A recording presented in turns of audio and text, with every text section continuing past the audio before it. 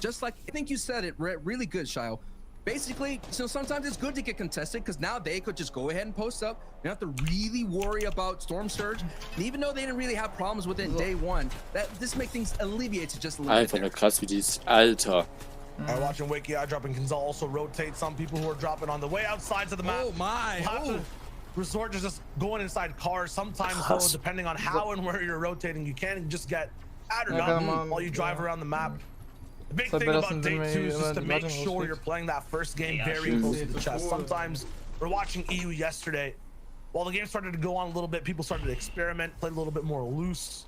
We had, like, you know, not that many people surviving, lots of people fighting in zone. This time, though, at least for this game, everyone's taking it very seriously. You're gonna start seeing a lot of bases pop up around the map. Man muss sich auch vorstellen, dass die Zone dann immer wieder kleiner wird und die dann wirklich alles geben.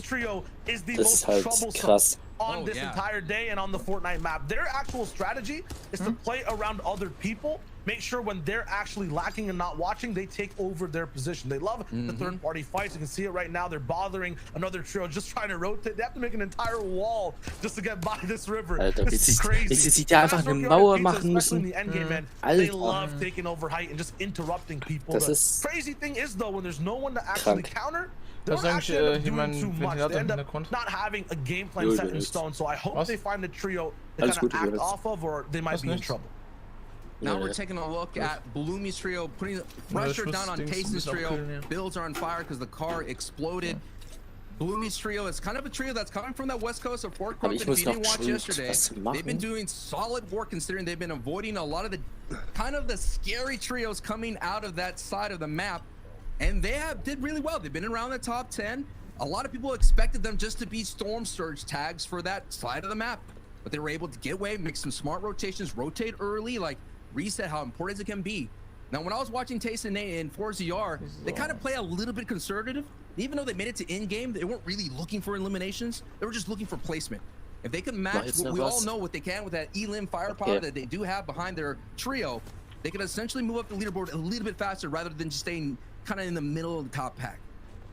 Yeah, Red Rush on their screen now, 4-0 that we were watching before. A lot of these invisible type trios have just survived so far on the first day. For day 2, if they want to end up coming first, yeah, you gotta hit these shots like Mappy is right now as well, but you have to start playing for the win. Take some risks and grab this game. That's what I was about to ask you, Shio. Is it just about being conservative and trying to sit all the placements, or is it about going for the win? And you answered it right there. You gotta go for the win because no one's gonna give you the crown. You're gonna have to take it from our defending FNCS champions and Hens trio. Sometimes, depending on the zone, you never know exactly. You know, the game can give you that win. Yesterday, we saw the craziest things towards the south side. When I'm looking at the middle of the map, though, all these consistent type trios who end up playing low ground, they end up winning out the games a little bit more. It's very difficult for height to do much. You get bounce back zones. They don't have that much room to end up getting eliminations. And eliminations are also a big wave and name of the game. Take these two trios, for example, as well. Trulex Squeezy on the bottom side, DKS Gray and Shakeoz on top. Trulex, the guy on your screen right now, glorious and no pun intended at just playing these end games and having the position on height. These guys controlled the game yesterday so much from the 5th zone onwards, but then basically choked after that. You know, they could not hold on to that title spot, the big all the way up top high ground, and other teams rolled over them. Maybe they can clap back today. You have to make changes. That's what Wolfies is going for on your screen right now. Actually blowing Exteriors and Mappy, but maybe just looking for damage. They'll move on. You don't want to throw your game over just one mid-game fight. You want to survive for the whole entire time. You're looking at what's happening, the adjustments already. Wolfies was 50-15 that yellow house, games 1-2. They kind of split retail row against Kiko's trio. Now they're rotating early. We're seeing the retail row teams rotate early. Scram's trio, the other retail row, is rotating towards Lazy Lake. This time Wolfies is kind of pushing that Cammy split, and that Cammy split right now is being held down by Red Rush's trio. We talked about early game as well in terms of how players want to, you know, go about their game. It's about defending your drop spot. Now towards mid game, you'll see this cool little graphic above the mini map on the right side. It says damage threshold 121 above for Deuce. This entire mechanic is called Storm Surge. So basically, when you're rolling in this game, there's so many players that end up staying alive.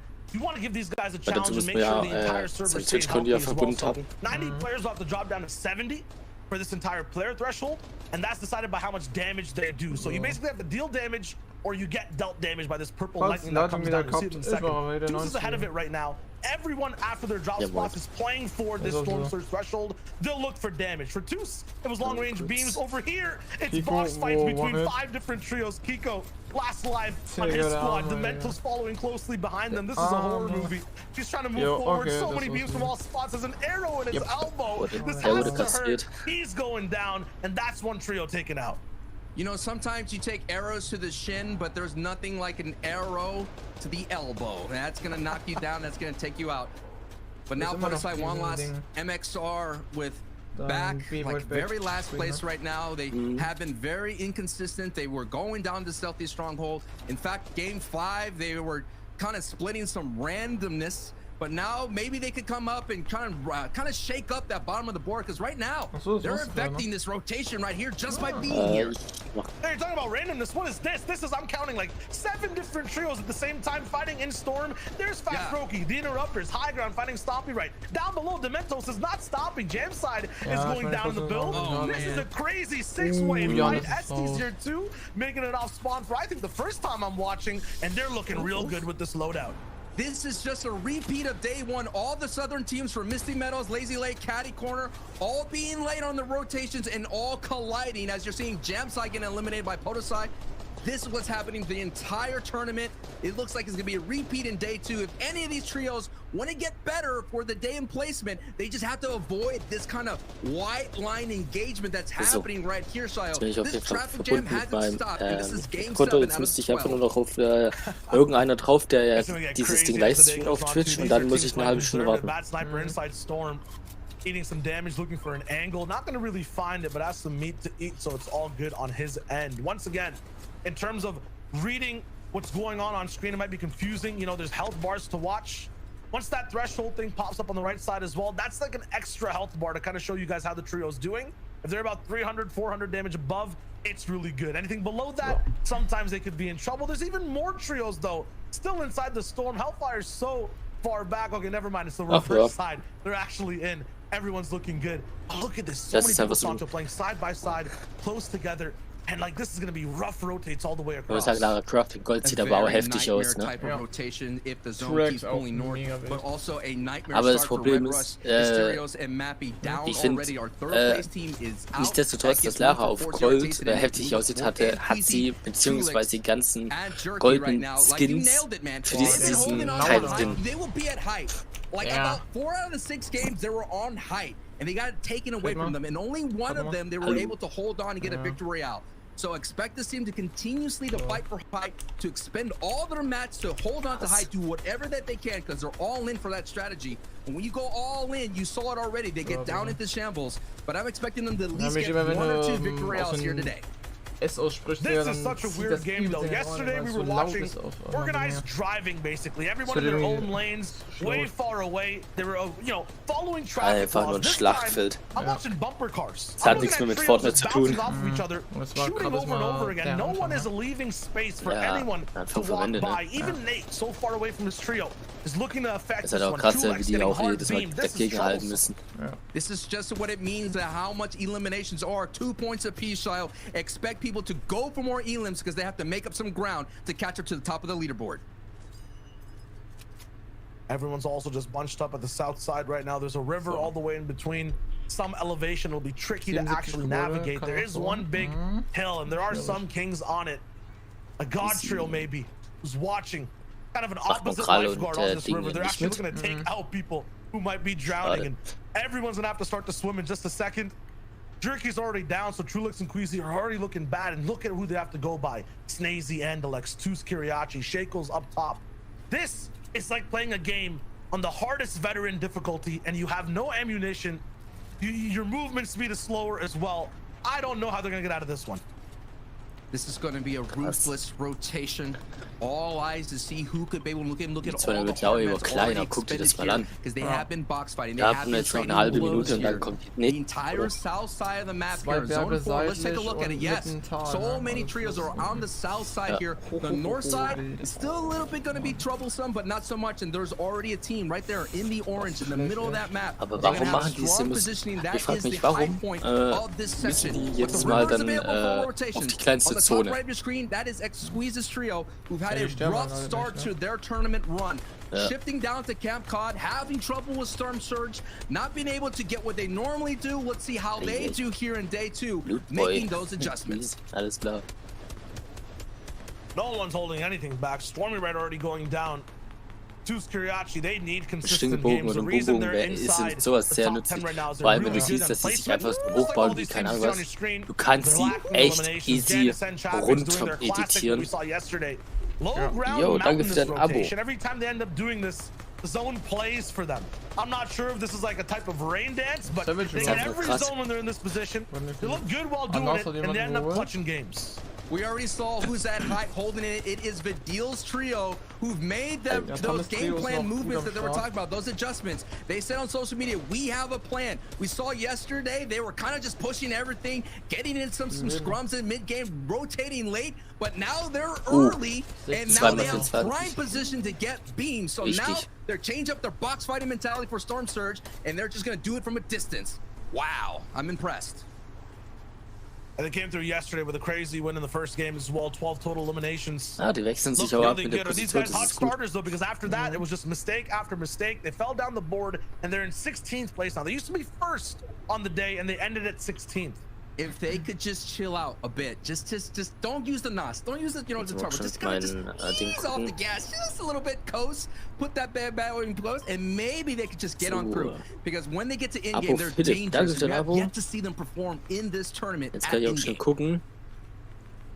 Nate, similar type of circumstance. They just need to end up so, ja, Mann, Dankeschön, danke. Kuss geht auf jeden Fall raus an euch alle. I watched a lot of people rotating beside them. I'm still feeling a little bit of a survival vibe from this trio. They're not looking to be in a big spot to win the game currently, but at the same time, they have a max zone to rotate. So let's hold off on that for a second. Tayson getting tagged from the right side. There's even other trios rotating later than this. Müsste eigentlich jetzt schon starten bei euch bei Party Royale. They're not sure what's going to be in front of them right here. It's going to be Wakey and Floki into Sipto setting a trap. And Alex uses the river and goes by fast. MXR one last put aside. They're moving too. And right above them is Bad Sniper with Andretta as a solo player. Refsgard and Savage down.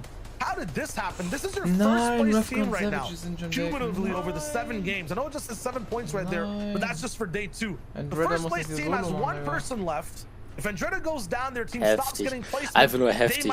So, also ich kenne so Fortnite überhaupt nicht. Wie sie einfach bauen, Digga. Andretta has to go back to the time machine. He finished 24th in the World Cup solos, so he could kind of dip into the past, pull that rabbit out of the hat. Maybe there's some magic here because his job is just all about getting placement as many points as possible before he gets lobbied. No, this is trouble. This is the 3rd time I'm watching this happen. Der hat sich gut Schaden gegeben.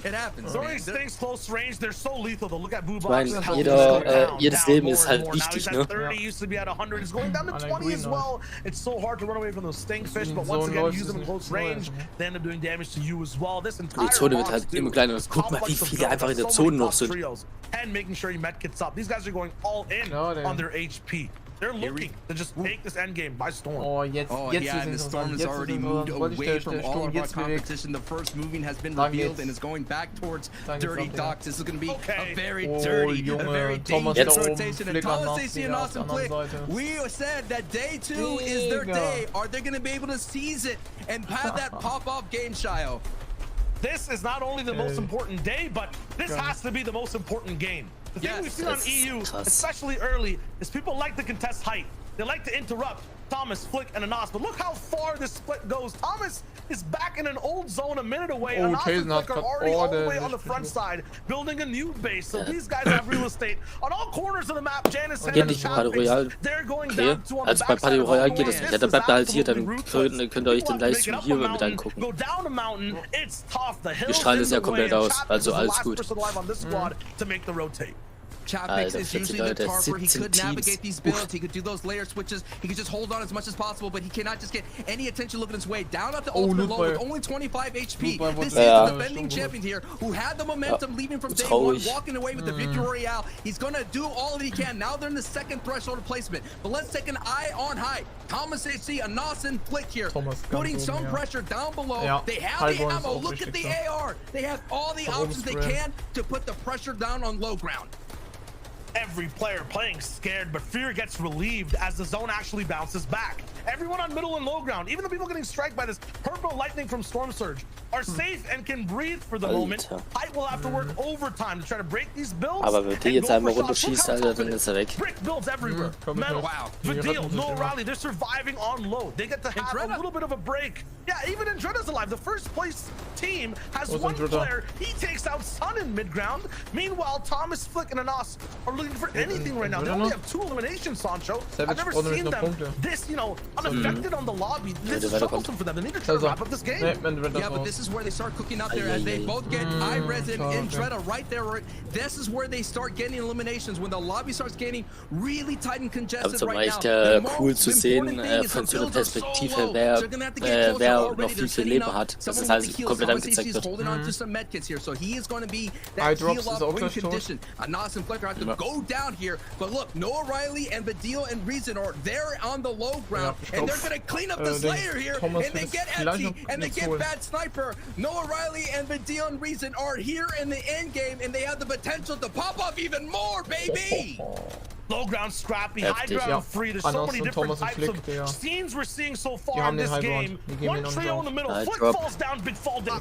He's in a Vipers, and there's no chance he's gonna survive. It's too venomous. Thomas HD. Du hast auch ehrlich gesagt auch keine Zeit, Leute auszunocken, beziehungsweise zu healen.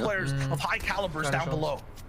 With the zone going towards their backyard, this is going to be the game that could be the signature game that I was talking about in day 1. They already almost had it, but Hen took that away from them. They're not going to let it go away here. Es gab da doch 2 Marvin with a phenomenal performance, the best performance they had today. Ja. Ich glaube schon, weil den habe ich bis jetzt noch nicht gesehen. Ja, muss ich täuschen. So it's pushing people next to a big mountain. One last gets taken out. There's no harpoon here. Yes, Anas only has 7 builds, but it might be enough to last just 50 seconds. They have to connect to this build. They're beaming down. It's lasers from the sky, and not even a planet could survive this pressure. Right now, Marvin, he's working around the build. Everyone escaped. Thomas is going for the beams with Anas. Ich habe schon was bekommen in Fortnite. Ich habe Mappen bekommen von dem jetzigen Cup. And he could still do it. He has all the mats from the eliminated bodies below. We're going over a bridge. It's going to be a stalemate for about 30 seconds. Anas and Thomas don't drop down. Yeah, they're not going to. They're going to stay up, and Reason has some time to breathe. What does Reason have in his inventory? He has enough builds just to hold out here. Reason, they had the Day 1 Die oben haben einen Vorteil, ganz klar. Okay, der eine ist runtergefallen. Eieieiei. Ah. Oh, so erstmal mies. Und wie heißt es wieder?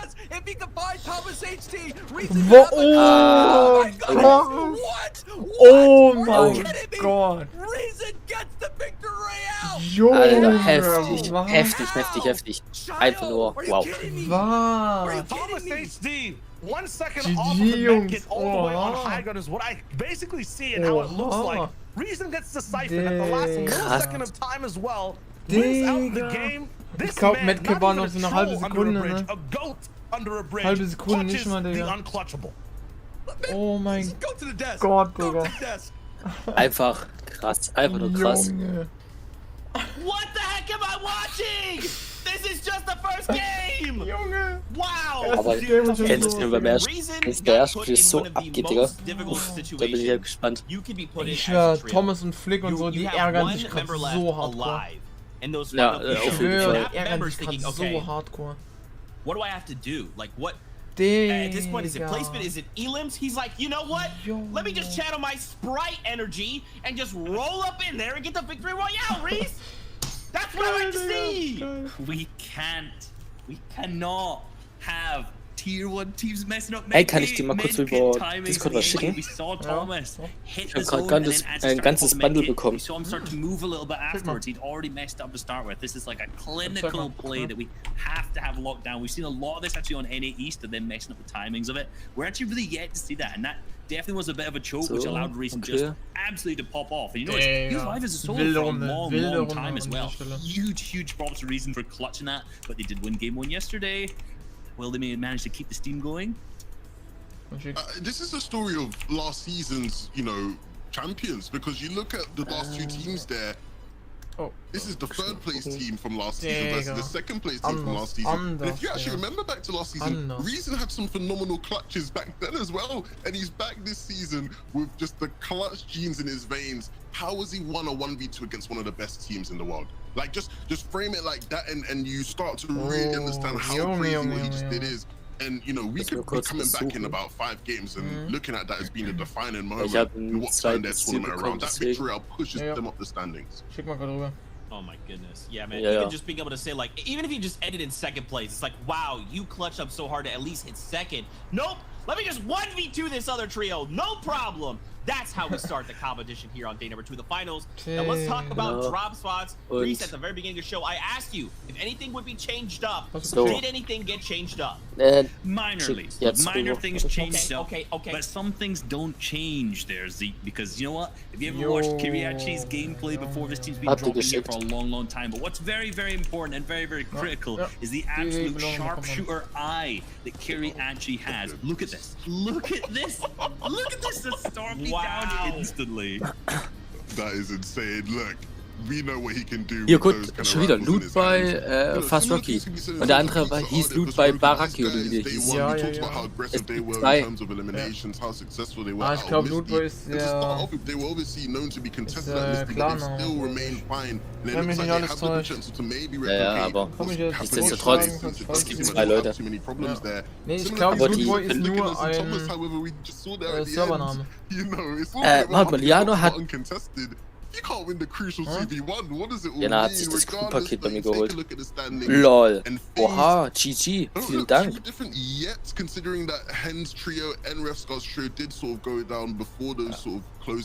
Stimmt. Also die spielen jetzt weiter mit den Punkten. Danke, kleine. Oha. Danke der Mitgliedschaft. GG.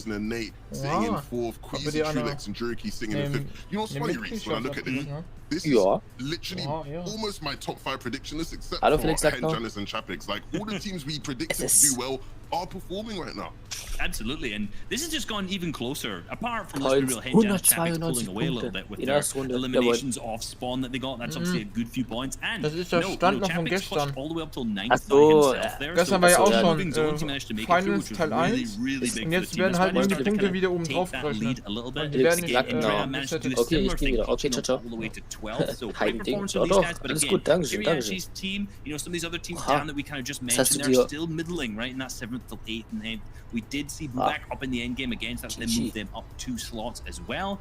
And then from that big victory now Reason, Vidil, no Riley up into the top 10. So 5 more games to go. Die kauft sich einfach das Mega-Crew-Paket. Was? Oh man, Oha. baby. Digga, die hat sich ein Upgrade gekauft. Was geht ab? A lot of these trios are looking to shut down this top 3 because remember, it's top 3. It will auto-qual going into chapter 7. You know what time it is for it, man. We're getting right back aboard the battle. Krass. Make way, Casancho West and Shy Wager coming through. Oha. They're your casters for the Da game jetzt once mal again. Let's kick ein it back fröhliches their way. Herzchen in den Chat.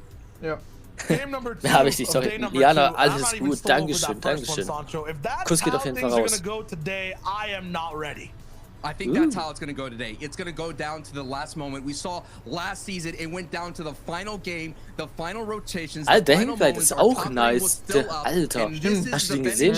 Once again, who are essentially getting 6 points out of this engagement. And they can keep up that pace. And Chapix getting that 9th place finish, they have an opportunity to just barely outpace Indreda's trio, who's been going really conservative. If you take a look at after Indreda's victory royale, that trio basically just kind of averaged out the way the rest of the way. Low elims, decent placement, and if that continues to happen here in day 2, I think we'll see a back-to-back championship. I'm liking how you mentioned the fact that they're getting, you know, these elims on for free, basically. They're the only team to have multiple double-digit elims. Ich habe einmal Fortnite Champion Series KP2 SG, der sieht nice aus. Und Champion Series 2021 in dem Mode. Nice. Und ein Ladebildschirm habe ich bekommen. Sieht geil aus. Oh mein Gott, da ist Gott diese OG-Spitzhacke mit drauf gebildet. Und Fischi hat ihn in der Hand und Dynamo steht einfach nur daneben. Krass. Krass. Einfach nur krass.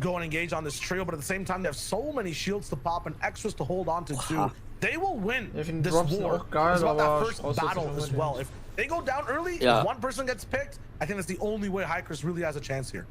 Correct, and that has happened, and they still. Aber stell dir mal vor, du bist ja wirklich einer der von den Besten, zockst da einfach mit. Was das für ein Gefühl ist. I'm calling it already though. Just looking at the state of Vortex's shields, it's too late. If Elam's needed to happen, it needed to happen now. Is HyChris actually going for this? I mean, he's feeling himself. The bow and arrow close range, but not going to be able to hit that type of shot. HyChris and Vortex are just desperate right now over these builds. They're looking for anything. They need one big shot, but even then, look at the minis in Chapix's inventory. He has so many to delay this fight. Mats are the only thing. They have 5. They've made so much investment into making this big bridge, underground base. Aber man muss dazu sagen, die schwitzen auch, also die hocken auch nur 24/7 gefühlt nur kreativ rum. The big thing that HyChris trio is holding on to is they did have a top 10 finish with about 7 or 8 E-limbs, so they understand that if they walk away, they'll be able to have a big game themselves. Der hatte gerade einen Bogen, wie so OVA Knight, der hat einen Bogen. Ich muss sagen, mein Bogen, also mein Aim mit dem Bogen ist auch anders heftig. Also kann man sagen, ich treffe aber wirklich also geht Schuss. Now has a chance for a big flank to actually corner these guys. They had complete control of the POI. Genesis is going up, fighting 2 people by himself. It's Knight and Vortex. Chapix has to peek from down below. 5 builds left on Genesis as well. He's gonna try to run away, farm what he can as he moves inside a building. Yes, that's where you have the most protection. He's gonna play sneaky like while he attracts all the attention. This makes Zweite Runde läuft hier schon gut, ne? On the other side, go all the way up. This is a back and forth, and it looks like they have the reads on HyChris. Die übersehen alle immer diese Munitionskiste unter der Treppe. Ich finde das lustig. Ich bin also ich kenne niemanden, der die eins hat. Ich bin der Einzige. Normally in anyone else's hands, you'd be like worried, but look at it. It's going to be fine. They're setting up shy. Break this down for us. Yeah, right now too, it's not only a war of HP and loadouts, it's a war of resources. While Janice, I believe, was on the backside and used all his mats as a solo. When HyChris, Vortex, and Knight wanted to respond to him, all 3 of them had to use their mats to catch up. So they basically, look how many ramps are invested over here from all 3 players. They're losing this war on resources. Only Janice has basically used his mats right here. Chapix and Hen have been just farming up the whole time. We'll see how that goes. It looks like cerebrally it's going to be Genesis' team that's winning right now. Stacks and Dreda, Savage, they had their early game fight. Slender got taken out immediately from what I saw over there. It'll be free for those guys to keep moving on. Right now, it just looks like Knight is confused. I'm not sure if he knows exactly where these guys are. Genesis was out of builds. Now he's almost up to back to 200-300. It's about these resources. Just keep watching them. They have so many to farm down here. And Knight up top, he can't drop down the farm. As soon as they drop the farm, Janice will hear that. Es ist halt lustig, dass sie die Munitionskisten halt vernachlässigen bzw. nicht durchsuchen. Diese 2 Sekunden können sie es bestimmt nehmen. Hen reading went all the way towards pristine point almost, it felt like. He went that way, looped back around, and got some big beams in the back. So, this is not an engagement that's going to be over just yet. You already mentioned Retail Row already having an issue. We saw as well Weeping Woods, Save It going down in the feed. That's been a battle that's been going back and forth the entire time, with Save It having the upper advantage, but momentum is going to be the big factor going forward. Why is this happening? Why is it different from before? You know, the last game we saw Janison and Chapix go for an immediate fight and it was scrappy. It's because of the psychology around it. Look at the zone on the left. They have zone at crack. Aber die unten bei dem Camp sind, die müssen aber verdammt, also alle unten sind. They know they basically are living in their heads rent free. Genesis at least, and they're gonna go for this fight no matter what to try to win it. They're down 6-1 as well. Because of this is free surge tags for Janice. This fight will happen no matter what. And man, Vortex is getting antsy. They're already shooting shots down below Sancho. It really, right now, it seems like Hen, Chapix, and Janice are inside their heads. The only time I've seen a disengagement here in the tournament is Hen's trio went to Flopper Island to disengage, to regain a little bit of resources, regain a little bit of HP, and then they came back and wiped out Knight. The thing that's going to be different here is that Tripper's trio that usually rotates into that little clip area hasn't been here just yet. Now they're rolling in. They're rolling in right now, and they're going to send beams, and we saw Chapix get beamed from that area here, and that could be just enough for HyChris' trio to find that opening to get rid of Hen's trio. Now, what Sancho's calling for is basically the third party of a different team on this left hill that comes in. And Uguay 74, that's Chapix, by the way. was on high ground. He was in the position of this opposite team, Vortex, the night before. He got beaten hard. I think these guys have learned from that. They're now playing low. There's no chance that third-party team can actually shoot them. So they're actually sitting pretty, waiting for Knight to make a move, and they can't. Meanwhile, on other sides of the map, Lazy Lake always active. Aber es sind auch nur PC-Spieler. They actually move towards the center of the map off the POI, chasing a fight. Bad Sniper with the big shots on the Dementos. Still going forward. This one's getting real scrappy too. I mean, Sancho, no one's holding anything back on day 2. Not at all, and Marvin's trio had their best finish in game 1 of this day here, which is 7 out of the 12. But this is just a messy rotation. This southern rotation, I call it the struggle rotation, man. The struggle of the South right here that's happened real. Every time we've already seen it in game 7, now in game 8, you're seeing all the kind of chaos that's happening. Jamside hasn't had a great tournament run because of this, and you've already seen Pizza, which is able to be a little bit better because he's able to rotate, but now Pizza is actually late rotating here. As you see, that's das kannst du richtig sagen. Der Witz ist, wie kommen I've da never jetzt seen people 3 voluntarily Trios? go down to the gorge, let alone 3 teams to fight. So there's definitely something weird going on for their game strategies. Yes. I mean, you know, what ends up happening in the EU is they stopped saying, you know what, I'm done doing long-range Storm Surge tags. I want a box fight. It happened last season. They get up in people's faces. The more confidence is happening, it's like, we could beat these guys. I could hear Levin saying it in his voice. We could beat these guys, and we could take it to them. And that's what I think what it is. More importantly, I said it in the previous game, Shayo. It comes down to the elimination points, between 2 points. Give that value out of that. We've already been seeing the 6 points that's been helping out Hens trio kind of bolt them up a little bit. They took over first place against Resguard's trio.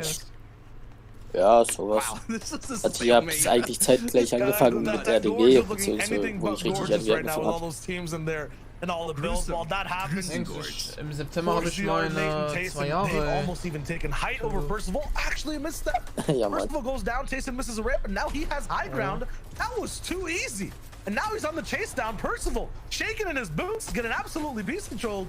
This is about to drop him in the box too. He's missing edits. What's going on here? All the way around, he has an infantry rifle that's not good close range.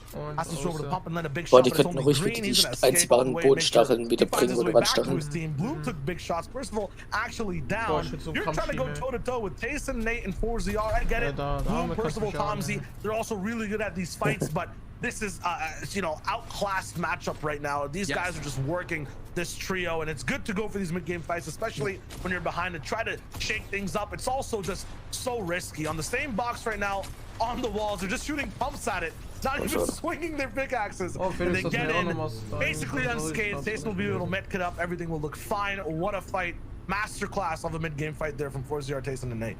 It looks like Bloomy's luck has run out of that trio. They've been avoiding that engagement down on the West Coast. They were always worried that they'd be taken out. That's what happens with the Sweaty Sands teams. But it looks like Tayson's trio is taking that engagement a little bit further. We've been seeing Bloomy and Tayson's trio all tournament long been competing for Central Zone and colliding. And right now, Tayson coming up top, who is trying to get a 3rd FNCS championship. Now let's focus in here on Noah Riley. Reasons trio won game 1 of day 2 as well as last season. So we're seeing that they're creatures of habit. And now the changes, you're seeing the changes. They're actually boxed up, looking for Storm Surge tags at distance. They're not moving. They're not in the car. They're not hunting. They decided to become more of a, I guess one of those like little spiders that chill in those underground traps, right? They're just waiting for people to walk on by to get some tags. They're trying to switch things up completely. Meanwhile, Shadow is basically seeing the light absolutely erased almost. Stompy right, not gonna get beamed out of the air this time. He's looking good with Peppers, but not finding a way to really help out his team. There's fire low ground too. Not really landing any shots on anyone through builds either. The big Elam comes in, the Siphon finish, and now he's looking for more. Gonna pick up Shadow all the way up top, get that clutch. Revive. Dass du halt nur noch einmal schlagen musst. This is also just a very, very messy fight.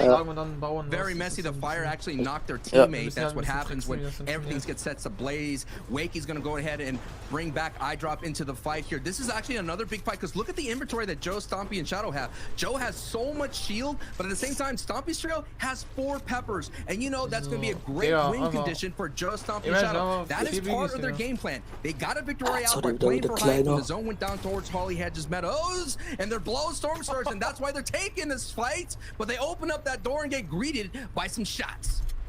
Dangerous for Joe. This man is a walking llama right now. If he gets taken out, golden tactical shotgun. You're talking about the bigs. He has so many. He has 3 still after using one. Like, you do not want to go down if you're Joe here. You know this has to kill the deal, right? The feeling like they want to get down into that. They're so anxious. They're so HP thirsty. They want to get down there. Yeah, they want to get into that fight, but they're trying to slow down their ways. They're trying to slow down that temptation to get in there. Let's go there. Let's go.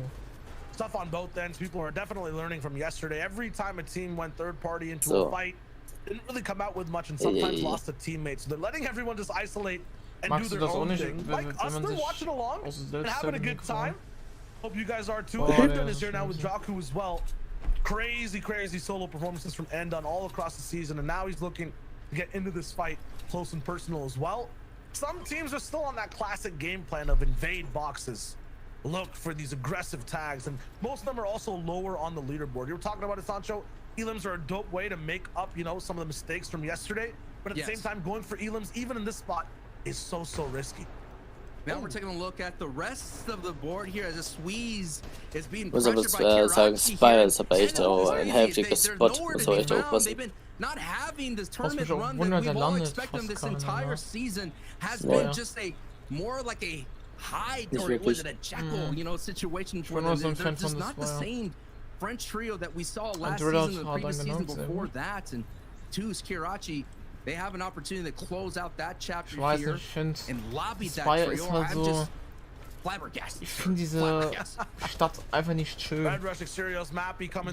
ist halt da, ne? Nee, durch diese 11 Ebenen halt, ne? Du musst halt Stockwerke hochrennen, bis du da erstmal überhaupt an der Hauptviertel bist, ne?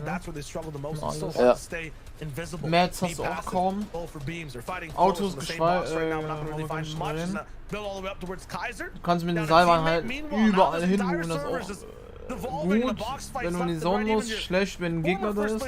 Deswegen fand ich das mag ich nicht. Oh, jojo, da wird es gewehrt. Und Storm Surge auch nochmal drauf. Guckst du was? Wir gucken den Livestream, also wir gucken den über YouTube an. Wann kommt der Party Royale? Gar nicht. Das wird anscheinend nicht ausgestrahlt. Sollte eigentlich. Normalerweise haben sie es angekündigt. Ja, aber ein Kumpel hat schon geschrieben, dass es nicht funktioniert hat. No way, not this game, considering that you have Indretta here that's trying to take that first place spot. You have Lanuf as well. This is the team that kind of lands at risky reels and all starts going down, and Thomas HD gets taken out, and Nas is left by himself, and Indretta is now pushing Ultraway, der sieht auch richtig schlecht aus. Von denen, die müssen jetzt ganz weit moven, Ja. Das wird wieder interessant. Ja gut. Okay, Ultraway 74, der heilt sich wieder, das sieht so gut aus. Nas Thomas and Flick, they were the last team that had basically, you know, no surge tags whatsoever, no damage dealt on the map. That lightning was just striking them over and over. It took down Flick first. Thomas went away second. Savage hat halt einen sehr großen Vorsprung, weil die schon erster Platz sind, ne? Ja. Schon von gestern. And Marine is not going to be here, looking to also go across. And Dreda wenn die jetzt nicht jede Runde verhauen. Another trio from the left side. Lanuf's having so much trouble moving in. Savage tries to relieve a little bit of pressure off from him because they're getting shot too. This is so tricky, and Zone is still moving. Savage's weapon of choice in this tournament has been the Stinkbow. When I VOD reviewed, they would get ja gut, aber sage ich, die Superhelden sind auch echt pay to win. Dafür, dass Fortnite oder Epic Games gesagt hat, dass die jetzt nicht mehr einfarbig sein können, sind sie trotzdem einfarbig. Ja.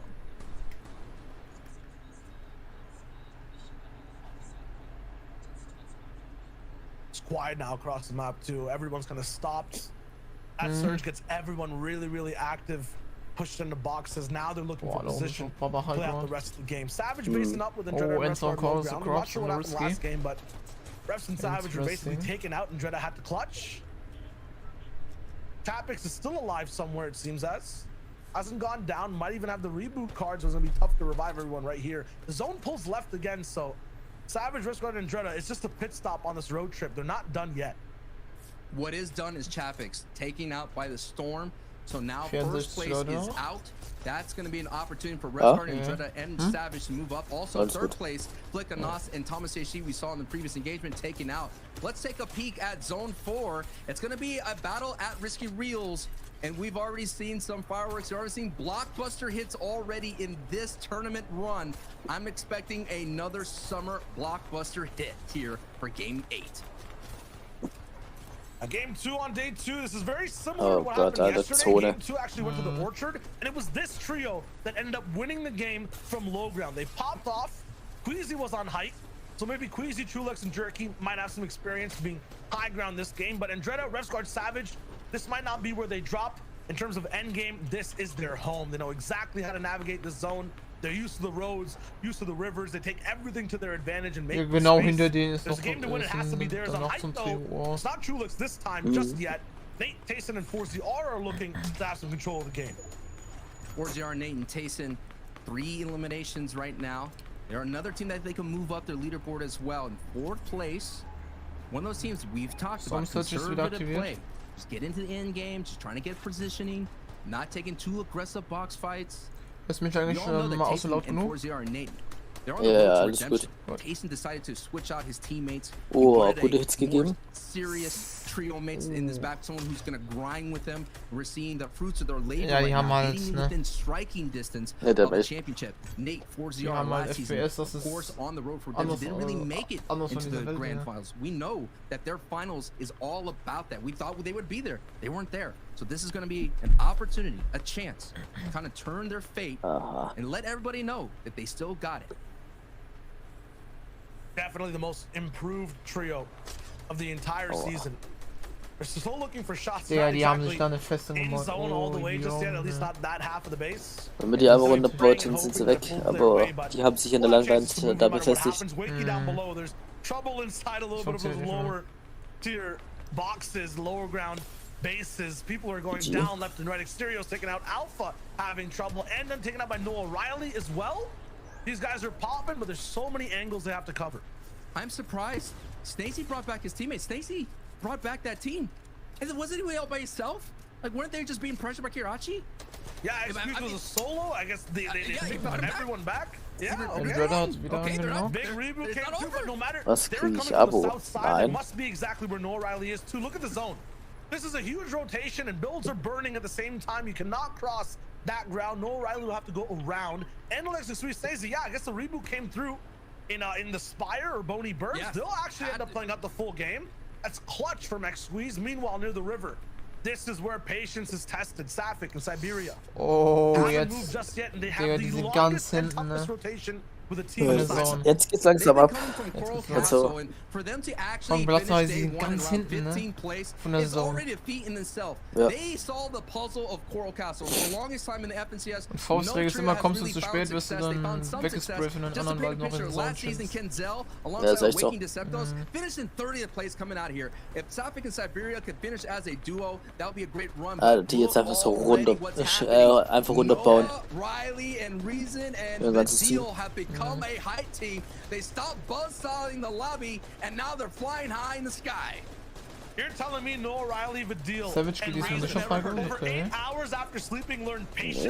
Normalerweise machen die es immer so, die bauen auf und bauen direkt geradeaus auf. Ja gut, aber die meisten ja durch schon die Taktik.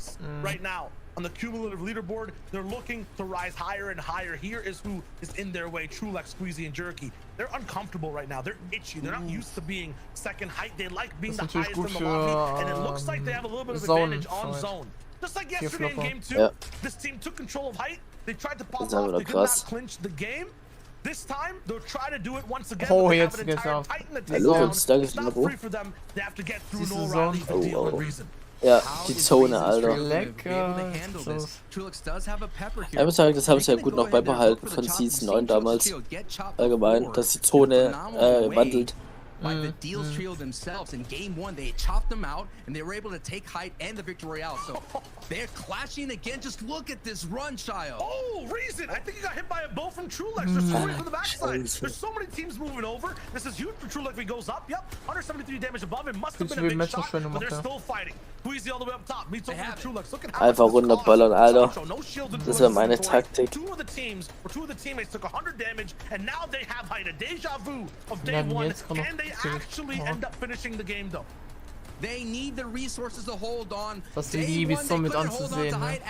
They kept losing it here around zone 7. So they have to keep an eye on the backside. Let's see who's second from height.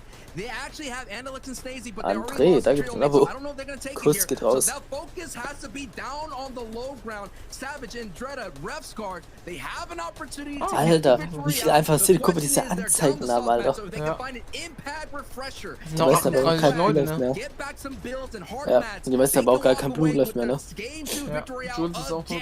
Also Mr. Savage ist ja einer der wenigsten, die echt noch haben. Oh, Aura wurde... Ja, Storm Search sind jetzt geschützt. Boah.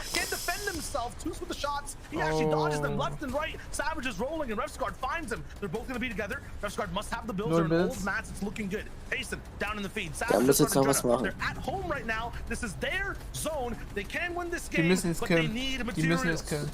The materials are running low, but at height as well, the materials are running out. And Dreda trio is in second place. 4-0 and Tayson in fourth place. They're making their way, but look, their materials is running low as well. Pressure coming from height, pushes them down to the low ground. It's a very dangerous layer to be on. 4-0 with 3 eliminations, 12 HP. Mr. Savage stops that trio right in their tracks. Sorry für Savage, aber der ist raus. Nee, das schafft er auch nicht. He's gonna have to go to the medkit play and hopefully catch someone else on the backside of the storm. Doch, der hat's geschafft. Was? Lol. Was denkst du, wer gewinnen wird? Keine Ahnung, ich bin da echt noch gemischt, aber mein Kollege hat schon eine Vermutung. Was denkst du? Meistens die in dem Highground sind. Trulex ist auch mega gut. Nee, wer allgemein gewinnt. Savage. Also ich hoffe für Savage. Und ich bin für Savage, also ich bin für Team Savage, ne? Also, ja. Thomas, Flick und Ananas, die sind auch mega geil, aber Savage mag ich schon sehr. Ja gut, muss man auch auf die Statistiken von den Spielern drauf achten. Aber Savage ist schon ein richtig guter Spieler. Ja. Das Trio. Ja. Also könnte vielleicht der Savage werden, ansonsten auch die anderen zwei. Vielleicht. Oh mein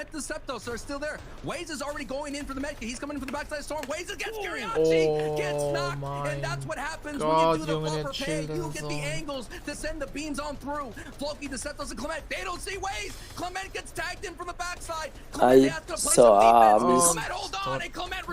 Ja.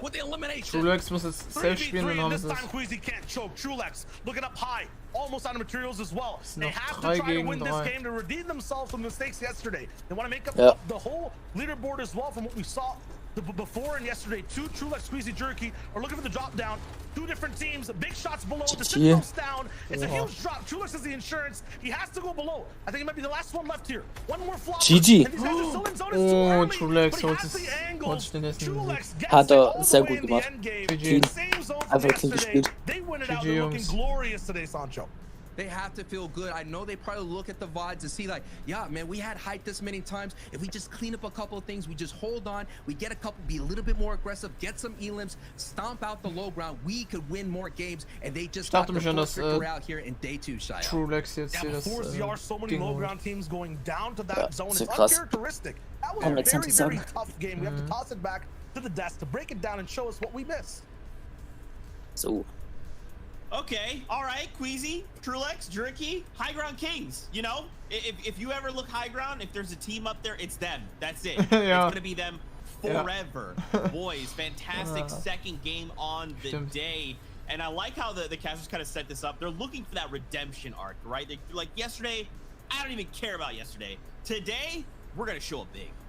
Yeah, and I think like that storyline is so true for indeed Reason Vidil no Riley as well, right? You got to think, winning that first game, and then it looked like it was going to be their game 2 again. Taking height so early in that 5th zone, they've committed so much to it, but again, it ended up being a little bit too much because Queasy, their team is so good at focusing high ground. We've seen this all through yesterday. I'm trying to think if there was a game where they haven't been on height ever in the history of them playing tournaments at this point. Yeah, literally the whole day of yesterday, it was literally like, how's the weather down there, boys? You know, it was them up above time and time again, but they weren't able to convert it into victory a lot of the time, and that was the real issue. You know, we know this is how they play. You look at Queasy and Trulex historically throughout multiple Fortnite seasons, they opt to play high ground. This season, right, Jerky's been a spark for them. You saw Jerky when they were taking out, he took the Germans down, right? No Riley would wipe them out, you know what I'm saying? And from there, it was really great play, and they held out height, and they was able to convert into a win. More of these, and they might sneak into contention, guys. I'm calming down a bit, but it's possible. It's always possible. Look, Fortnite's taught us, right? Anything is possible. It just depends on how you approach that end game. So let's actually talk about this end game coming out of last game, game number 1, because we saw a little bit of a heel off that was a little bit of a flub. Yeah, there was a little bit going on here. If you remember game back to 1, Thomas and Nas on high ground. Very similar to this last game we watched with Queasy on high ground, setting up the heal potential here with Reason down below on the low ground. Now, one of the things we want to keep an eye out is, look, Thomas HC's just taken a tick to zone right here. If you notice, his HP has gone down to 90 at this point, right? No longer at 100. He has the medkit's inventory. This means he is able to actually use the medkit to stay alive a little bit longer in the zone. So notice he keeps going forward, but this is where a fatal mistake comes out, right? Next thing, Mann, you know, wie konnten die das verlieren? Wie konnten die das verlieren, ey? 2 builds remaining only. So this is also why Anas has to drop down, because he has absolutely 0 here. So he uses those 2 builds right here, and notice the positioning. He's at the back rather than being at the front here. Will this allow Reason on low ground not to be able to see him? But the issue is he's too close to the edge of the zone down at the bottom here, which means when he starts popping his medkit, I mean, we all saw how unfortunately it ended up going for him. So now moving down to Reason's perspective on low ground, this is a thing of beauty. This is what we love to see from a fighter like this. He gets an ass dropped into his box and hits a huge shot. But this edit that he's made on the right-hand side here is beautiful, because he has a right-hand peek on Anas who is on the other side, and Anas can't see him at all. And this manages to pick up a beautiful shot for him. And this, look, 5 HP and the elimination goes through. And then we said, playing on high ground with the medkit too far to the back with not enough time, unfortunately, he ends up being eliminated. But let's see how that last game also kind of transitioned onto these standings. Gut-wrenching finish there, Reese. Looking at the standings, though, Phil, on top of the board, Preisgeld and Mr. Savage, we got to watch them a bit, and they do look like, you know, they're having a decent day, but nothing yet that is comparable to what they did yesterday. The key thing Schreibt mal gerade in den Chat, Jungs, was denkt ihr? Wer wird gewinnen? Ich hoffe für Savage. Entweder und Preisgeld. You know, I hear the laugh, Zeke, but you know it. They are closing that gap. They are looking to try and become FNSC champions at the end of today. Yeah, and it's looking like it could be not only them in the running, though, because Preisgeld and Dress Savage, huge game for them. Forzi, Artase, and Nate, too. Look at the difference between first all the way down till third, and you can't count out Hen, Janice, Chapix, too. Look at how close all of these players are in the top 4 with 4 games remaining. Ja, mit 5 Punkten Vorsprung. Say, this is going to be an exciting 4 games going forward. Any of these teams right now are completely in the running. This is only game 2. Look, you guys know that I stress. I feel the emotions. Don't do this to me. I mean, I'm down. Like, you know what? Let's Felix, du gewinnst natürlich. And I'm super down. But once again, man, Queasy and Israel, I don't understand why we're allowing them to be up there. Just stop them from getting high ground. They're gonna close out games if you let this happen. But again, there's all these other trios, man. It's literally like there's a feeding frenzy on EU right now, and it's just like whoever finds that window to attack, they're gonna close it out. But okay, I know it's game time. Jumping back into the action. This is game number 3 on the day, aka 9 of this series. Let's get into all the action. In EU right now, it's all about the win, Sancho, and it looks like Trulex, Queasy, Jerky, they're doing it the best.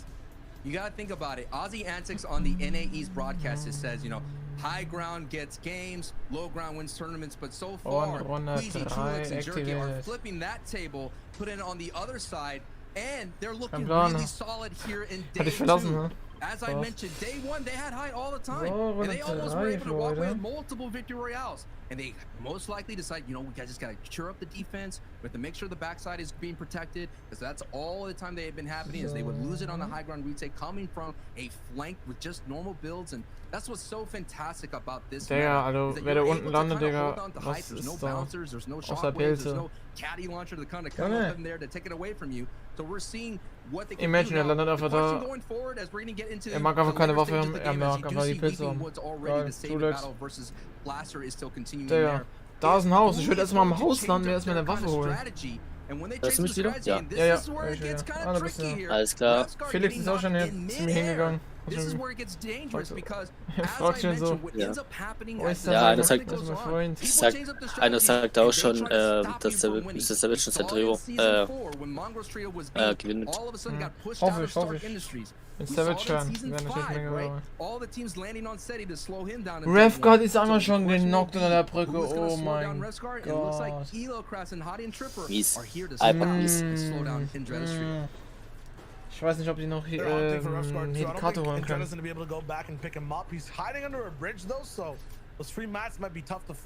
Wo war's denn da eigentlich? Wo war's denn da eigentlich? Ich war anscheinend gestimmt. Big fights going down in retail between two ex-teammates as well. It's so, I would say, sad to watch because you want to make sure everyone here is having a good day overall. I believe that's Wolfie's fighting it out. With Kiko on that side, but aber weiter geguckt hast du, ne? Might be a two-man operation for this trio, although they're working really well. Also mein Mikrofon war anscheinend gestimmt, keine Ahnung wie und wo, keine Ahnung. Get all the placement towards the very end and at least one more moving zone. They're gonna have to clutch again as a duo this time, starting off early. I think the theme of day two, Shayo, is patience. Patience is showing what patience could work out to, being consistent, just trying to work their way in, net a couple points here, 20, 30 points right now. They're averaging 25.88 points here, so they're doing really solid, keeping up the pace. And we have to say, will Noah Riley, as you see on the bottom right of your screen, will that patience hold ja, so ist es interessant. Also, Steffis Zungen sind einfach wirklich noch welche gelandet, Digga. Siehst du, die können sich noch das Lama holen, wenn sie gucken. Und ein Weeping, ich glaube, da rennen die aus Holy Hitches lang. Denke ich. Boah, die der armen Jungs, was die so holt, weil der ist einfach ein Lama und die sehen es nicht. Also, beziehungsweise können sie auch nicht sehen. So, belassen den Revgard ist einfach gerade raus, ne? Schon. Meine ist da auch eben aus der Luft an, ne? Es gibt nichts Ärgerliches, Digga, wenn ich schon... Ne? Oh, der ist so ekelhaft. Das ist mega widerlich.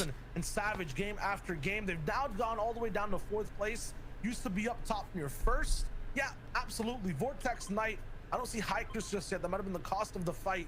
Are gonna be here, surviving for this game and inhibiting Chapixen and Janice from getting any points. The mental of our defending FNCS champions will be tested. They've had lost only one engagement yesterday, and every time they walked out of it, they got 2 victory royales with double-digit eliminations. The other times, they ran into Vidil. Vidil had a vendetta. Last season, Vidil's trio got taken out by Ken's trio in that $100,000 box fight. I will never forget that call. That was an intense situation, and that's what it all came down to last season. We're getting closer and closer to the final game here out of the 12. This is just the halfway point here in day 2. Oder? And already, Also, we're seeing, like, die kann man sich doch nicht falsch anziehen, also bitte. Guck dir das Ding mal an. Wenn ich mich mal umgedreht, ne? Dass die Seite nicht nach unten guckt, sondern nach oben, das wäre aber viel schöner. Nein. So richtig abstoßen, so nach unten, ja. Junge, Alter, wer sich die Spitze gekauft hat, ja, schlimm. Schande.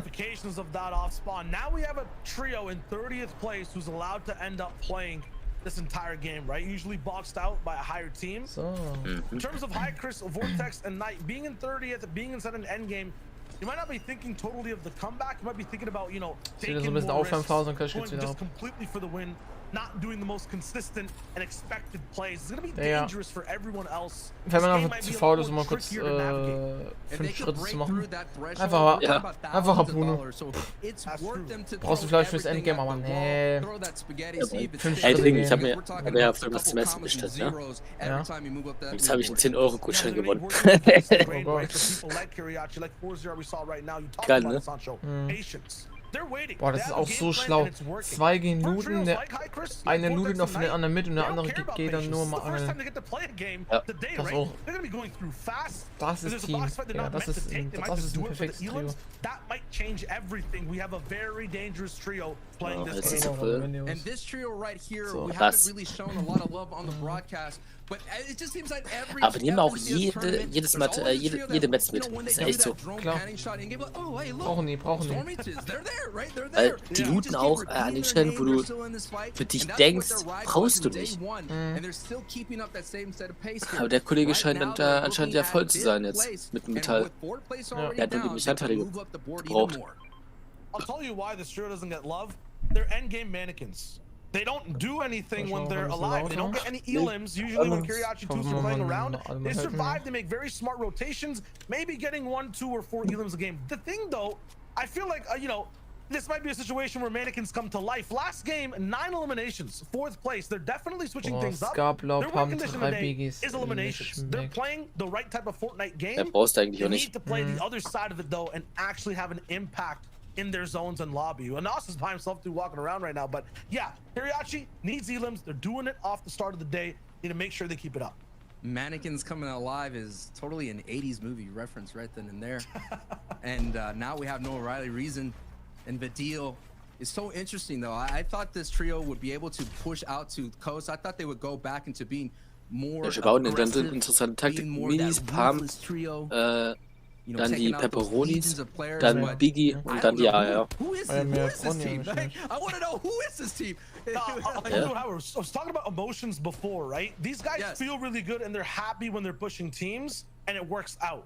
When that doesn't happen, you start to get negative emotions associated with that push, right?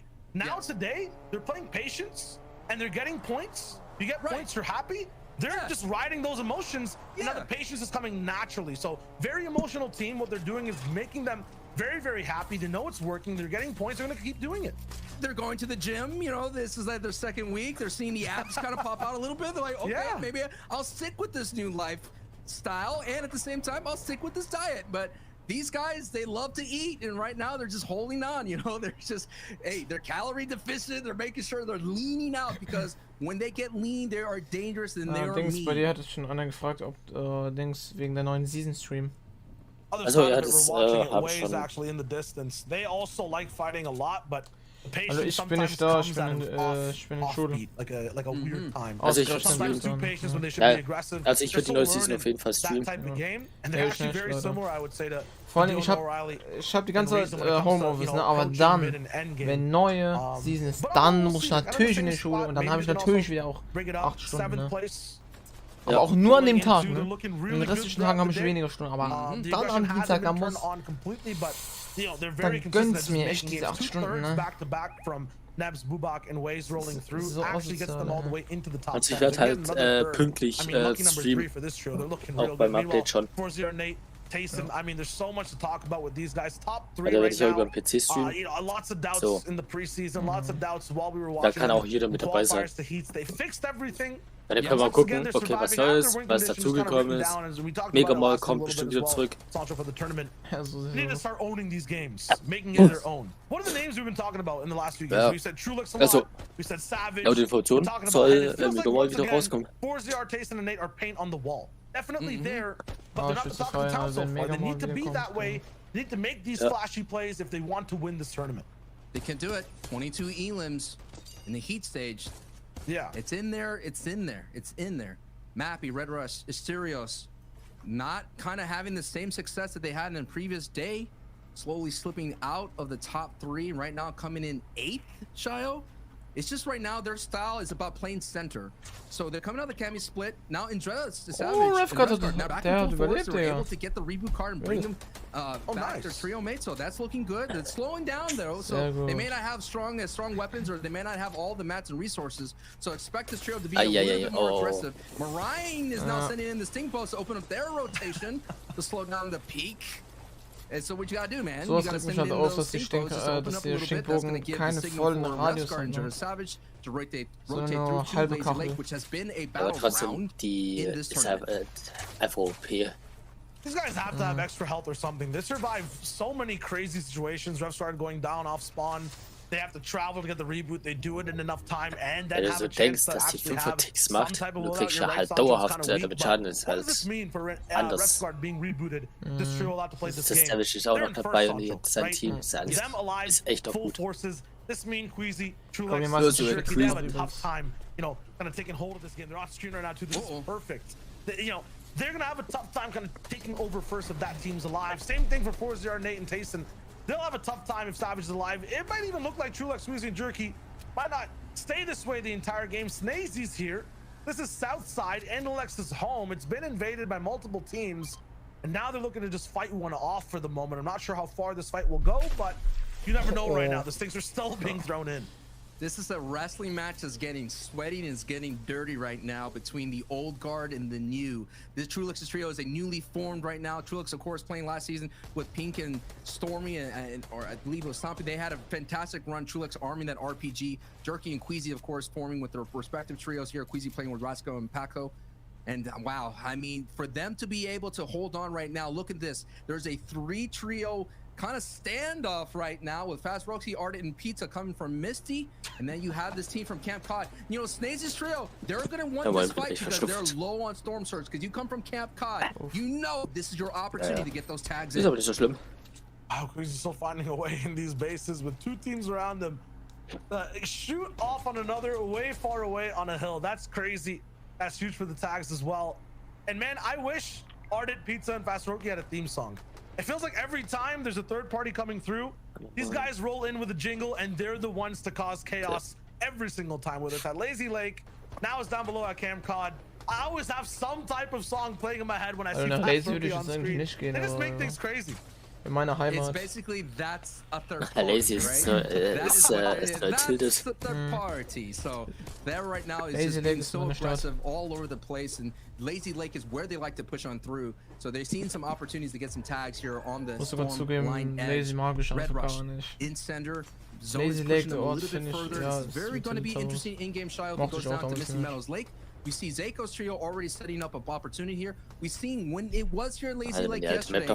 Ich hätte mein Mainspot war damals immer Hound Tilts. There was 3 different height retakes and they lost it. And Pizza is actually getting gobbled right now. Down he goes. Wolfie's getting eliminated. Elo Cracks is getting eliminated in the feed. Now this engagement is opening up just a little bit more. Just like Pistachio Nut just opens up a little bit more. Before you know it, they're going to be able to gobble that up and get some confirmation and some 2 Elim points. Yeah, Fast Roxy down. The third party trio not going to be able to operate today. For this game, the one trio to watch has to be Red Rushes. They ended up coming second all the way on low ground, played it really well. They're kind of the kings of navigating Lazy Lake, but what it looks like right now is they're actually under Surge. This is going to be a very crucial pump shot map. He has to hit. Surge actually goes away. You can back up, my friend. No! At the last second, Surge stopped 70 players. Mappy overstepped. The trio that clutched out this zone yesterday is going to be one man down. Mappy is also most consistent in terms of surviving and being able to support his teammates too. He's not going to be there. This is tough on day number 2 for Red Rush. That was a big refresher elimination right there for Andreas trio, knowing that they had a reboot teammate. Now they could take his loot, Mappy's loot, and be able to move on through right now. That was always a question mark for Red Rush. If you're going to play center, you're going to have to hit your tags. You're going to have to find people in your rotations, because if not, Storm Surge will be knocking on your door to collect that loot. Sind die Stream-Elements immer noch nicht drin, for Savage and Jenner and Refsguard. They like wide open low ground that doesn't really switch layers. Their lifeline for this entire tournament ist immer auf deinem Kanal. Der muss es als regeln. Low ground type of terrain to play, they're going to be in trouble for games. Lazy, I feel like it's kind of like that with all the builds, the buildings, and the fact that it can go to the mountains and the river. They might be looking to play a little bit more mid. They're kind of trying to take it over from from Red Rush, it looks like right now. And they know they're, you know, at a man advantage 3 versus 2, but no. They're gonna sit up, they're gonna build up. They know that low ground might be a little bit tough. Actually still trying to hunt down Red Russian Exteriors. Not gonna find it just yet. But yeah, for this zone, they're gonna have to switch up their playstyle. They're gonna be aliens in terms of how they're playing. Very used though, you know, to being height. They're gonna be in situations, not bad players in other spots. And there it is, the Red Rush elimination comes in. Gonna have so many more materials as well to work with. Once again though, it will be a very different game plan we see this game. The game plan will die haben noch alle denselben Skin, ne? goes.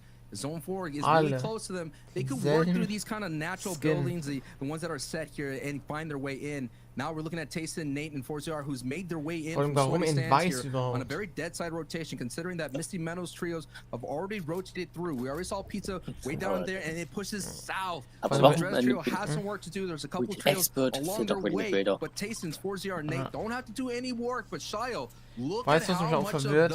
Von meistens baust du nur mit Stein. Warum machst du deinen Skinner nicht irgendwie braun oder Kaminrot? Weißt du? Wow, ja, I cannot wait where this in-game goes. Bringt doch viel mehr oder einen grünen Skin, wenn du auf der Wiese läufst. Okay. Ja, gut. Ja, aber wieder viel grün. Ja, oder grün. Es ist halt immer noch erstaunlich, dass Fortnite gesagt hat, dass die Helden nicht mehr einfarbig gemacht werden können. Und dennoch sind sie es. That's a dive into some minis and not a flop or a med kit, it's fine. But yeah, for a lot of trios, you have to be very careful at how much damage they're taking getting to the zone. Naja, also ich muss sagen, Fortnite widerspricht sich ja mit dem, was And then every single place there's going to be even more eyes looking at you. There's no buildings, no terrain in the way. So that will say, Queasy's trio, known to take height. If they could take it here in this in-game, that is a really strong probability for them to walk away with the Victory Royale and catch up to Resguard and Dredda and Savage. That's all it is right now. People trying to catch up to Savage, but Savage has to go down alongside Dredda and Resguard for that to happen. No O'Reilly even dealing Reason. Mid-ground this time, I don't think Reason wants to get headshot, bow sniped again. They're looking to play defense and make sure all three are alive. They're so good when they're a trio. Looking at the waterfalls on the right, they're on a higher layer. It's tough for them to do their classic box-to-box beam, but they'll find a way. Bat sniper on the receiving end. They're going to be really cornered down there. That's their home turf. Sancho, they were born in Lazy Lake, and right now they're getting molded by no O'Reilly, Vidil, and Reason.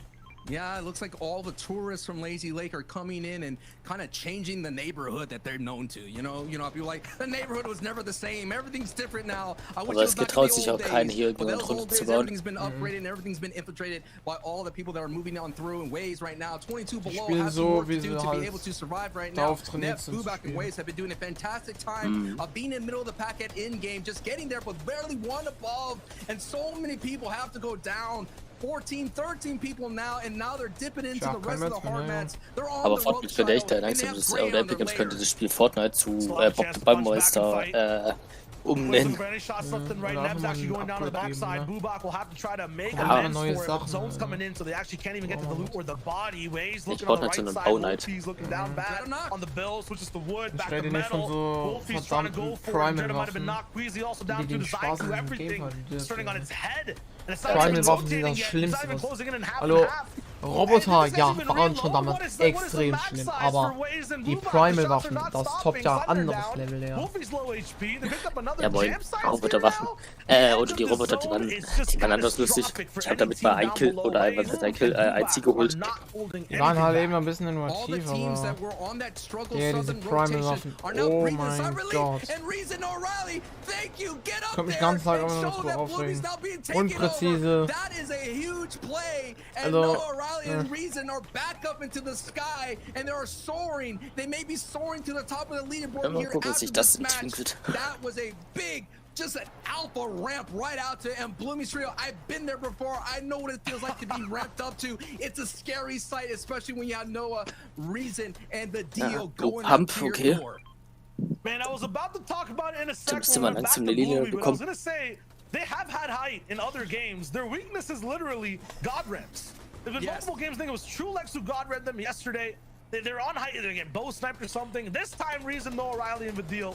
I think they understood height wasn't being that active. Bloomy, you know, a little bit new looking at how to actually play it. And boom, they're up there. It looks good. Forziar, Nate, and Tayson, though, once again, lost at sea. This is just so bad that the only trio all the way on the backside too. What a horrible situation for them to be in so far. So close to the top of the leaderboard too.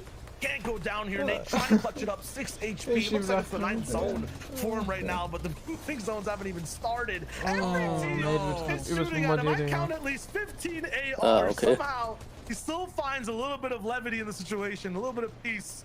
He'll survive for a bit, but he's on borrowed time. Nate, he's gonna have to turn into a Houdini to survive that max pull, because he's gonna have to go through the entire lobby. We'll keep an eye on the feed, but now all eyes are going back to our first place team of Preisgeld, Dread, and Savage. Zone thankfully pulls their way. Nate gets taken out by Jerky there, so that run is over. The Magician could not get out of that trap. Now, Preisgeld, Dread, and Savage, just focus in here. Let's tell you the gravity of the situation here. Throughout the entire time, they've been getting as many placements here, getting just enough elims just to be able to stay ahead of the push from Queasy, to stay ahead from Hen and Tayson. Now Tayson's gone. Now Hen is gone. They just have to avoid Queasy here. And look at how much damage Noah Riley and Vidil and Reason are. Over 1,000. Now this is where they're traditionally are in the early game, but now they're doing it at the end game. Da schwitzt ja schon beim Zugucken. So many top buildings, so many old builds to connect to. Noah Riley, Vidil, and Reason have a huge chart they can operate off of. No one should be able to really take it down. They could get stuck on from the back in these earlier zones. If they make it to zone 8, I feel like they can't be stopped. Meanwhile, though, on low, Stormy right above Savage. Snazy also moving in. Floki rolling through. Forzier gone and Hen is gone. That's 3rd and 4th place down. There's a lot of room for people to move up. Second place. Sure, he can. Second place is on the lifeline right now. One last teammate left alive. Height is just punishing everyone. Trulex, you have to stay alive for this placement, my friend. Your tournament run might be at stake over here on the 3rd game of the 2nd day. Aber so ein Problem, du hast echt keine Zeit, die Leute zu halten. It's all of the Trulex to hold on to spot number 2 right now. He's not gonna be able to get the revive. Meanwhile, Vidil's still popping all the way up top on Height. Joe Shadow moving down below. Preisgeld and Savage is still ahead of zone. Ahead of zone and looking healthy. That's exactly where the das ist position einfach that they would be. emotionell. Every time they Ja, find das success at ist in-game, brutal. they're Aber es ist right irgendwie auch in there. aufregend und spannend zu gucken, wie die gegeneinander spielen. Das ist ja gerade der Effekt. Trulex has to hold on. Trulex is in second place without any kind of HP to med back up. Manchmal würde ich mir einfach wünschen, so wäre auch normales Gameplay, also normales Solo oder so. Ja, moin. Es leben nur noch 20 Leute auf 2. Sturm oder so. Ja, boah. Ich weiß, das ist extrem so anstrengend irgendwann, aber das wäre viel zu anstrengend. Ich würde es aber feiern. Ich glaube, die meisten Ich mit Bot. Da kommt nicht mit Bot, glaube ich. Hast du beengten Platz und musst so... Ne? Savage, no Ja. builds, nothing to really reform in terms of trees. They split up a little bit of mats.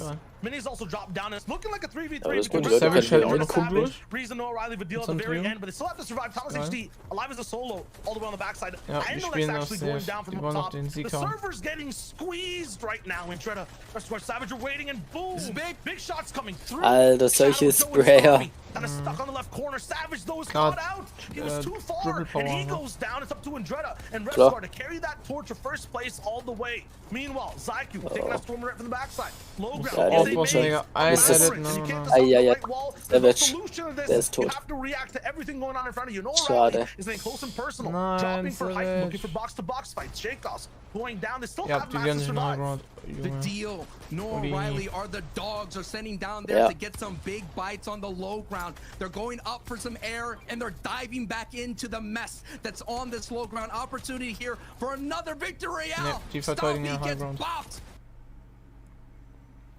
Here we go. Die This wollen's is it right wissen. here, Shio. It's a top 4 situation, and I'm just Und saying, jetzt noch schnell den and I Sieg believe holen. Andretta is still holding on. This is going to be a big game for them. But if Noah Riley, Vidil, and Reason could get some eliminations and the victory out, they're going to be able to get into that top 3. Sehr schön. A slow burning game going to Reason's max good. brightness. Noah Riley, Vidil, and Reason are all still alive. 3 different teams left, 8 players, and they have 3. A majority of the pie so far. They're looking to drop down in just a bit, but there's a big retake coming through. Is that Fury randomly going for height? You can't do this against the best aggro team. They're looking to take him down, but no. Vidil gets clapped. Reason gets completely blacked. There it is. Fury gets taken down. Now Noah Riley is dropping to the Digga, floor. wer jetzt im It looks Fallschirm like, direkt. yes, Oh there is mein one team Gott. down below. Andretta still surviving as a duo 2v2. We got another matchup to watch. Oh, in Andretta just a gegen sec. The Dings, zone's actually Andretta pulling up towards the hill. Noah Riley in advantage, but he's getting prepped Preisgeld to dive gegen den. below. Taking a big breath of big shields before he hits that water. He goes straight down. No, not yet. Stink Bows from Andretta. They have the Elam. Siphon everything comes through. Yes,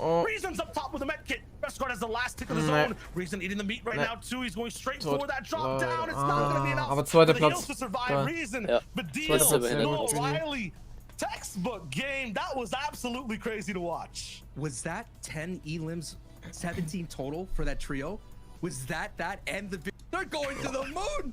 No, they're going to a different galaxy. They're going to a different. We don't know where they're going, man. Yo, say, Levin Reese, give us an astronomical chart. Where's this trio going, real man? Show me the desk.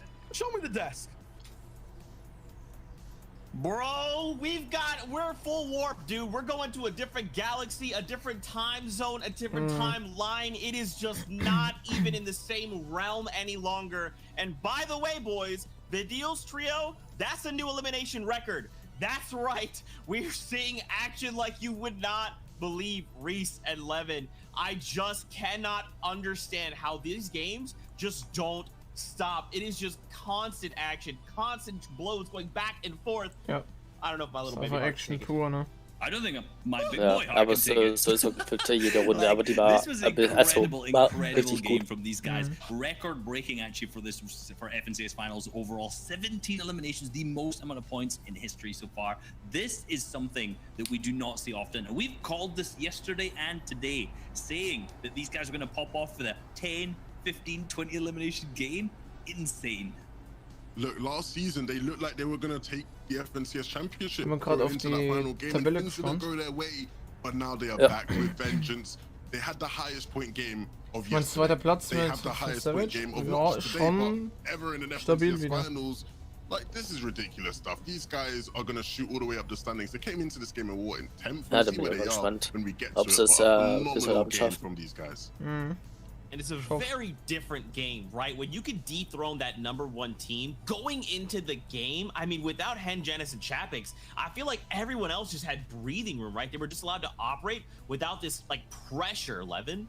Yeah, 100% right. Hen, Janice, and Chapix went down early, and we'll get to show it to you, right? Because the key thing for this team was the fact that coming into today, right, or coming into yesterday, people were scared about this team here, High Chris Vortex, who are landing on them. And people said, if these guys can't sort of get rid of them off spawn, it's going to be big problems. But you'll see here off spawn, moments before disaster. Screenshot this, right? We all know this feeling. You're gliding in, you see your enemy has picked up a weapon, and you're still gliding in. There's no hope for you there, right? And although Chapix eventually is able to pick up a weapon, at that point you could argue it's almost too late, because you can see High Chris there is able to go and do significant damage to his teammates. Similar thing here for Janice. Janice here, he lands in this building, he thinks to the chest, oh, I'm fine and dandy. No, you have Vortex here, he has a primal shotgun, and he gets Janice down to 31 HP. What can Janice do at that point? He's so low that it's just going to be incredibly difficult for him. And the big thing is like, this was the question we all had.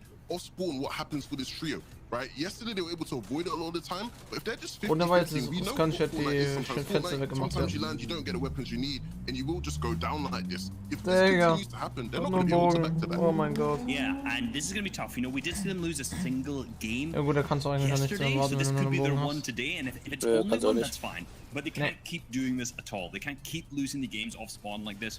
And that is, like you said, the issue of a 50-50 play early on. You can see Hen eventually being picked up, and that is the end of it for them. So you can see that they have actually ended up moving down the leaderboard, down until 7th. That's where they are right now. So they're going to have to play a little bit of a catch-up game coming up forward. But some of these teams that have been popping out, Preisgeld and Andreas Savage, still holding on. Junge, halten wir einfach.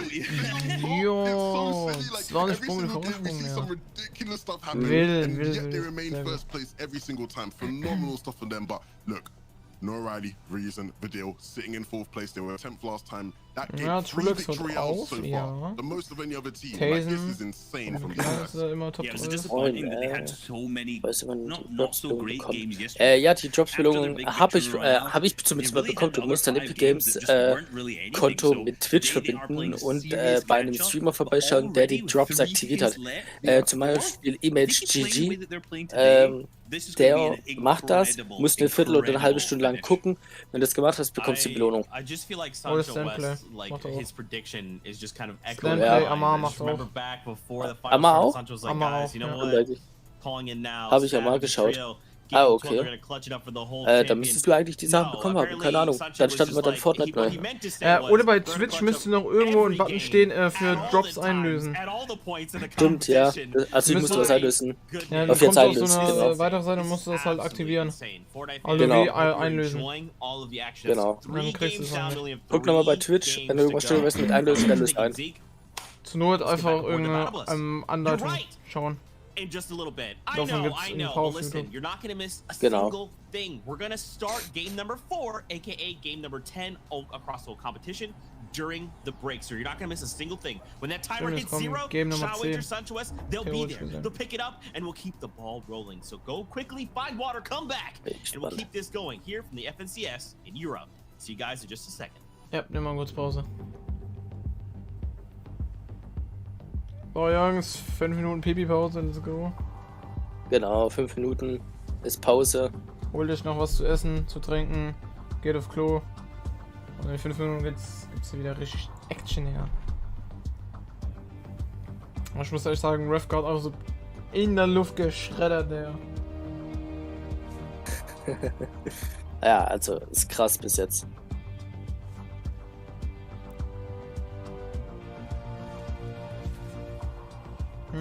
Bei dem hat es immer noch nicht funktioniert. Hab ich dann auch irgendwie. Das ist komisch. Hast du dann überhaupt ein Epic Games Konto verknüpft oder sowas? Vielleicht liegt so daran. Oder musst kurz Dings oder hilft die Verbindung trennen und nochmal neu machen. Also anmelden. Ja, genau. Weil das habe ich auch vorhin gemacht, die Verbindung nochmal stark erneuert.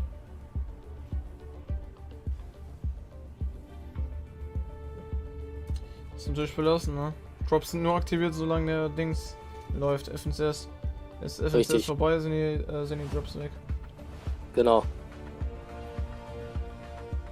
Und die gibt's dann halt auch nicht mehr.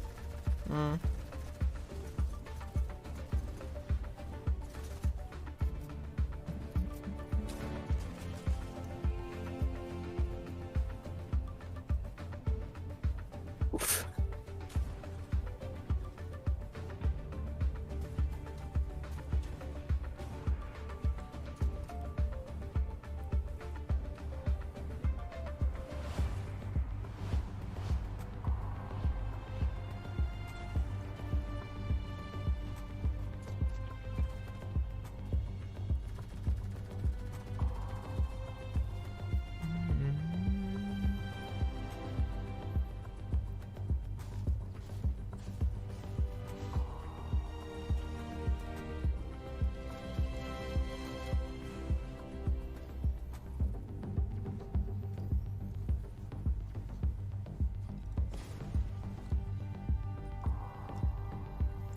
Dann ich auch mal gerade auf Klo, ne? Und ich kann Pause machen. Ja, alles cool. So.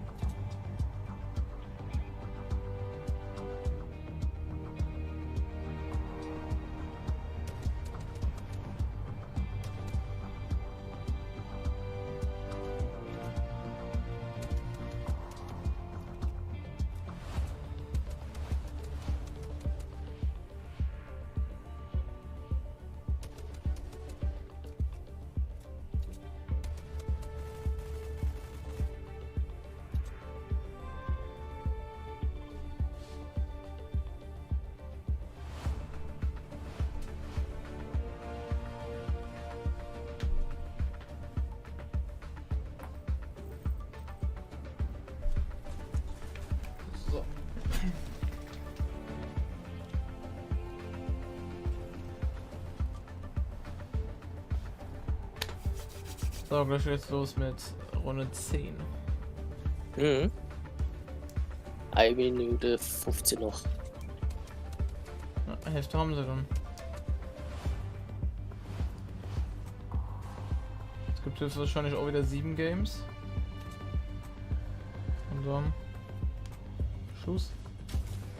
Oh, Schiller in der Tür.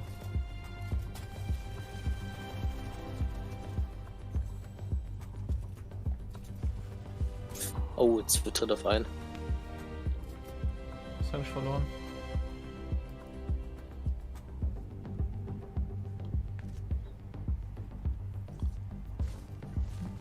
Das war immer mies. Zu tritt auf ein. Du kannst auch aufgeben. Du bist nur so gut wie dein Team.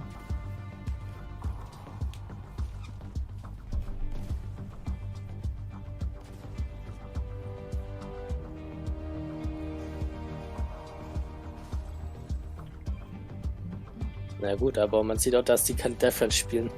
Ja. Springen und so ist nicht ihre Stärke. Und let's go. Pause vorbei. Welcome back to the European FNCS Finals. It's day number 2. We're on game number 10 of 12, and our previous FNCS champions on your screen right now, and Janice Chapix, finally allowed to play this game. They've been contesting off spawn 24/7, all 10 games. They've lost 2 so far. The last one we just watched, but this time, if you're watching during the break, that fight ended in what, 3 seconds, Sancho? And more importantly, they've been chilling in their lobbies respectively for about 25 minutes or so. So we all know that gave them time to kind of chill out for a little bit, reset. We've been saying countless times, when they get out of Craig Eclipse, they have the potential to win it all with a victory royale and double-digit eliminations. So now we're getting into it. We have 3 games left here of the FNCS EU before we crown either a defending champion or we crown a 3-time champion in Tayson, Nate, and Tayson's going to be that one right there. But the whole thing about this right now is what kind of games going forward. Und jetzt musst du halt nochmal auf einen Kanal, der die Drops macht. Musst du eine Viertelstunde gucken und dann bekommst du die Dinge. Lass einfach den Stream weiterlaufen, guck mal ein. The deal, Noah Riley, Reason, who have been on a terror, making their way up. They just have to now slow it down just a little bit more. I just don't know. I can't get a pulse on that team. It's like a team I've never seen before, you know? They have 3 VRs, and today we're watching them, and I feel like we're kind of getting tricked. Their entire game plan has been good, but they've gone down at 27th place. They've gone down at 16th place as well. They're very flip-floppy team. Every time they win, Sancho, their next game, they don't get that many points. So we just saw them win another game, right? Game number 9 rolling in. And now for game 10, if the pattern continues, they're going to be looking at the team with no points again. They have to break this curse if they want to make it all the way up top on the scene. Chulak, Squeezy, and Jerky 2 have been attempting to be curse breakers today. On day number 1, in the first 6 games, they had so many good positions on height, ended up getting taken over. It was tough for them overall. Today now, they're in 2nd place. They're right behind this trio on your screen, Savage, Andretta, and Refsguard. They've had a great day of games so far, but they've also been a little bit flip-floppy. They have a win, 17th place. It's looking kind of weird. Everyone right now, this game matters. Ich habe den Backbling, ne, also diese Hand Nummer 1, ne, habe ich auch schon von damals, das war Season 2, Chapter 2, wo das ja eingefügt, ne, und ich krieg halt für jede Season die Farbe mit hinzu. Das ist das Geile, alle, ohne dass ich auch irgendein, ja klar. Stream schaue. Und die Ich Hand glaube, ich reicht habe mir. ich habe auch schon 4 Farben. The only thing I've had that's close was playing in a local video game store. That's it. And my prize was a $20 gift card. So hey, that was the top of my prime, and I can't imagine playing for hundreds and hundreds of thousands of dollars. That 1.3 million total dollar prize pool when it comes to Europe. $300,000 for the trio. Rolling in first place. Das haben auch 4 Farben. Sehr schön. That trio, but once again, they cannot afford to make any mistakes from here on out. Those last 3 games, they kind of shape exactly how your entire tournament run looks. If you're behind, you have a big chance to get ahead. If you're ahead, you have to play defense. And these guys are caught in between, Sancho. They're ahead of the rest of the lobby, but behind Titans, they can't seem to shake down completely in these games. These rotations have to be perfect, and the end game has to be crisp. And they absolutely earned their spot. They're going against the Andalexes of the world. They're going up against an up-and-coming right now, getting tagged on their rotation. So they're clawing their way, trying to hold on and avoid anybody that's trying to pull them down and slip them. Now, we're talking about movement. The deal, Noah Riley and Reason, 6 places they moved up. They've had 2 back-to-back games that moved them up their leaderboard. And look at their strategy. They've just totally changed. you know, ist sogar wie live in der Luft einfach so switchen können. The question was, what would unknown look like in game? If unknown down there in the NA, what will he do if he just slowed down, be patient, that chaotic energy, that be able to box fight anybody? He was doing some things in the past that were just phenomenal. The same thing like as well, like Face Sway, right? What would Sway look like if you kind of got to in game? What we're seeing right here, a game that they just flip-flopped everything, the script. They were getting like these 10 elim games, right? When in the early game. Now they're getting those 10 elim games at in game, and they're getting those bonus placement points. That's why they're moving up the board so fast and ferociously. For Vidil, Noah Riley, it only really is wins that are keeping them in this game. If they're not winning, they're having very, very, I would just say, middling performances throughout. It's like 11th or 17th rolling in throughout the day. It's not looking too good when you look at their team if they don't win games. And to talk about it and put it in EU perspective, like, Muffy's it's like also what down. will Wolfies look like in game? What would CRR look like in game? Nicht You know, what are Muffy. those aggressive known players? What will they look like in game? And we're getting a taste of it. And we're just seeing that if you go do your homework, VOD review, they kind of tweeted out. Imagine figure us out of a a plan, Muffy, and they're yeah. executing that plan so beautifully right here. We're joining in slightly late also onto this game number 10, the fourth one of the day. So a lot of people have already moved off of their spots. They're rotating and the zone's coming in fast. I was thinking to myself, wait a minute, Forza aren't in Lazy Lake and we just started casting? No, this is all the way in a mid-game rotation, and the tags looking a little bit low, but this is where they actually end up doing the damage. This is going to be a very good spot, but it's going to be shared. wird, glaube ich, ab Fusion and Nexus down below. They Spielern love knocking on your aktiviert walls, werden. and then up top you have Scram, Putrick. Wenn mich nicht Desperate alles right now, looking enttäuscht. for more points, looking for a way to get back into the competition. We're talking about what does a trio need to come back. Thomas HC flicking an os. Have to have that pop off. Ich glaube, Endzone geht so Richtung Berge, siehst du? Times in this FNCS tournament. Two times their signature pop nicht so wie gestern, Digga. holding on height, Gibt's hier so losing it at the einen very last moment. Hangkampf. By Thomas HC with the med kit here. Now, Reason, Noah Riley, the deal in trouble right now. Things are going to do. This trio that they're facing is no slouch. They've been taking out big names throughout the past 2 days, and if they add Noah Riley, Reason, and Badil, which they have done in day one, that's going to be the big blockade, slowing them down from making a move. This is the fourth place team right now battling. I'm taking a look at the board. They're facing the 9th place team. This is so scary from all angles. Multiple knights on the low ground. They're so tough. No chance on any walls to kind of escape. There's a trio on all sides. Siptos on one, not firing away from backside all the way up top on a hill 2. Nems Bubak on ways, as you mentioned, Sancho, not stopping the pressure. No Riley Reason and the deal. They might just drop down the patterns. They won the last game. They might be going out early in this one.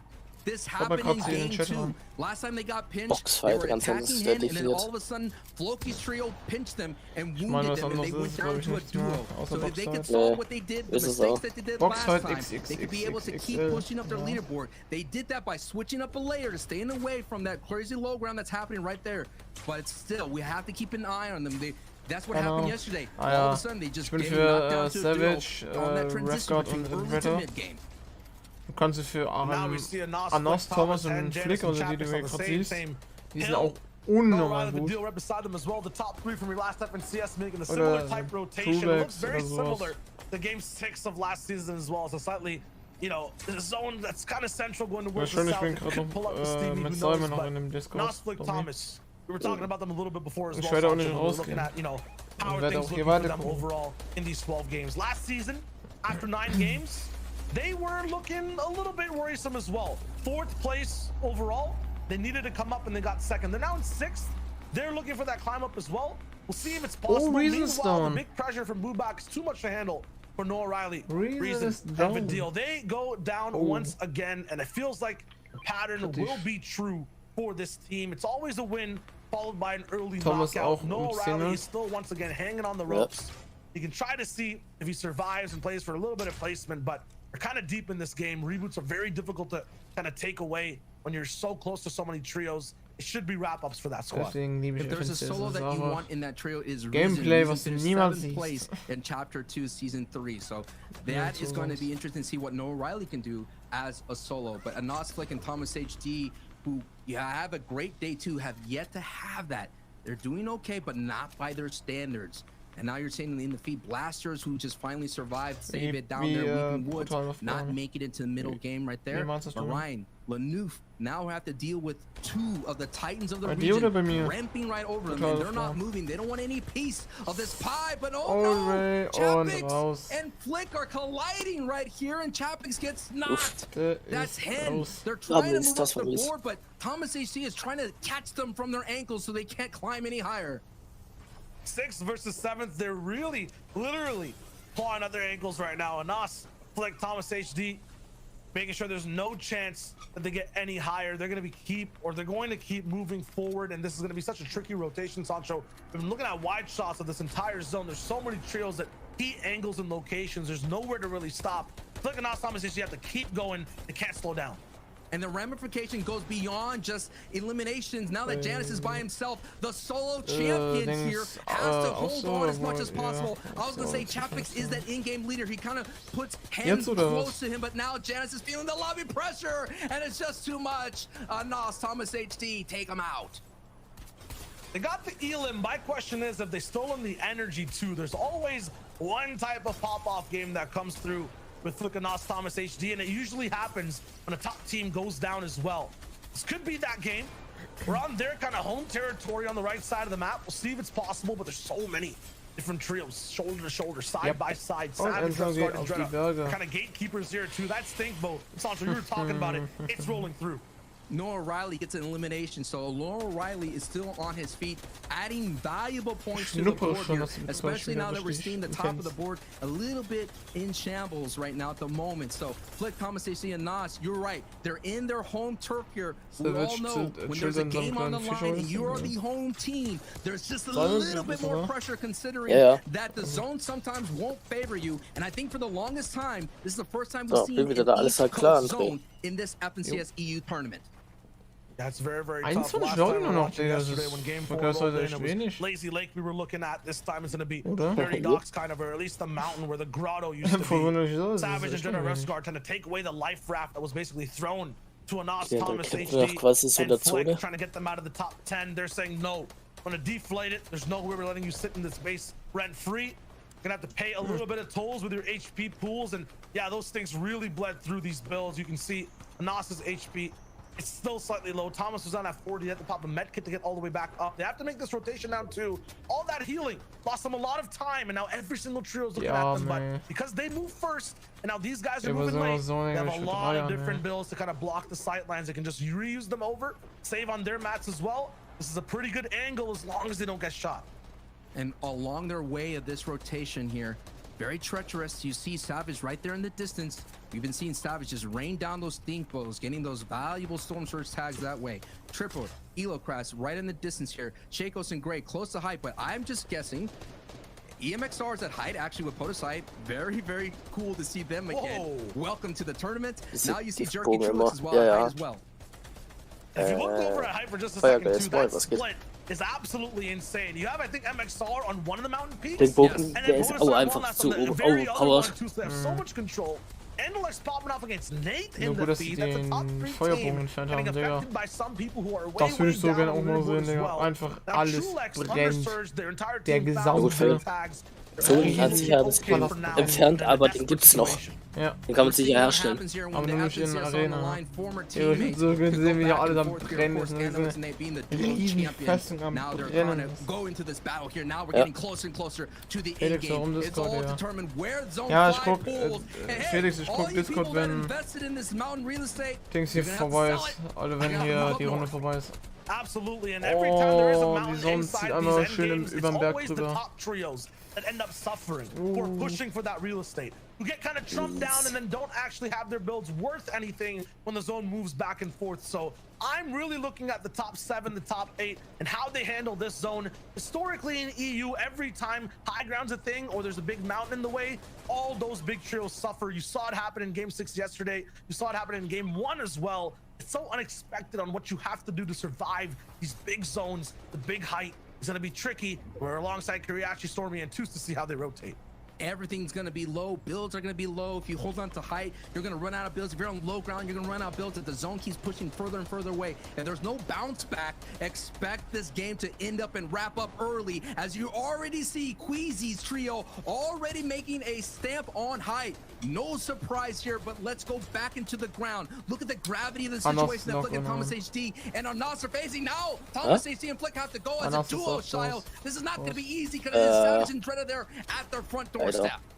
And Dredda actually gets hit by Flick's harpoon, so big shots and wow! Before the wall comes down, Siberia knocked down by Flick. That's a huge elimination for the points. Big for the match too. This trio mein Game ist has aber been zu einfach, bleeding Digga. on low ground ever Ey, since ich schwör jetzt der Erste, der hingerannt ist. They haven't Für diese stopped the pressure. Goldscan. Sancho mentioned it. The builds so low. Their teammate down. Ich hab mir gedacht, Lila. It's not gonna be there. We'll see the end of the game. And their builds are on fire. Luckily, Digga, guck, das meine ich damit, Digga. Einmal Feuerbogen. it is. And they have to go all the way Alles to the verbrannt. They can't really build another box. Look at Flick's mats. There's just 140 to work with between both teammates. Oh my goodness. This is not fine. This is not die haben fine. Zipline, Now die the können zone gar keinen does pull Fallschirm their kriegen, way, wenn sie but sich they're mit gonna have a Zipline, tsunami of trios Das pushing sind sie auch right geil. over them, and the one that's riding, surfing the top of that wave crest is Queasy's Ja, da bin ich jetzt trio. mal gespannt, wer They've da already gewinnt. committed to this Bei height der here, but also they're beim gonna go Berg. back and chop out who's holding it. Now it's Fortnite's ja. trio who late rotated through.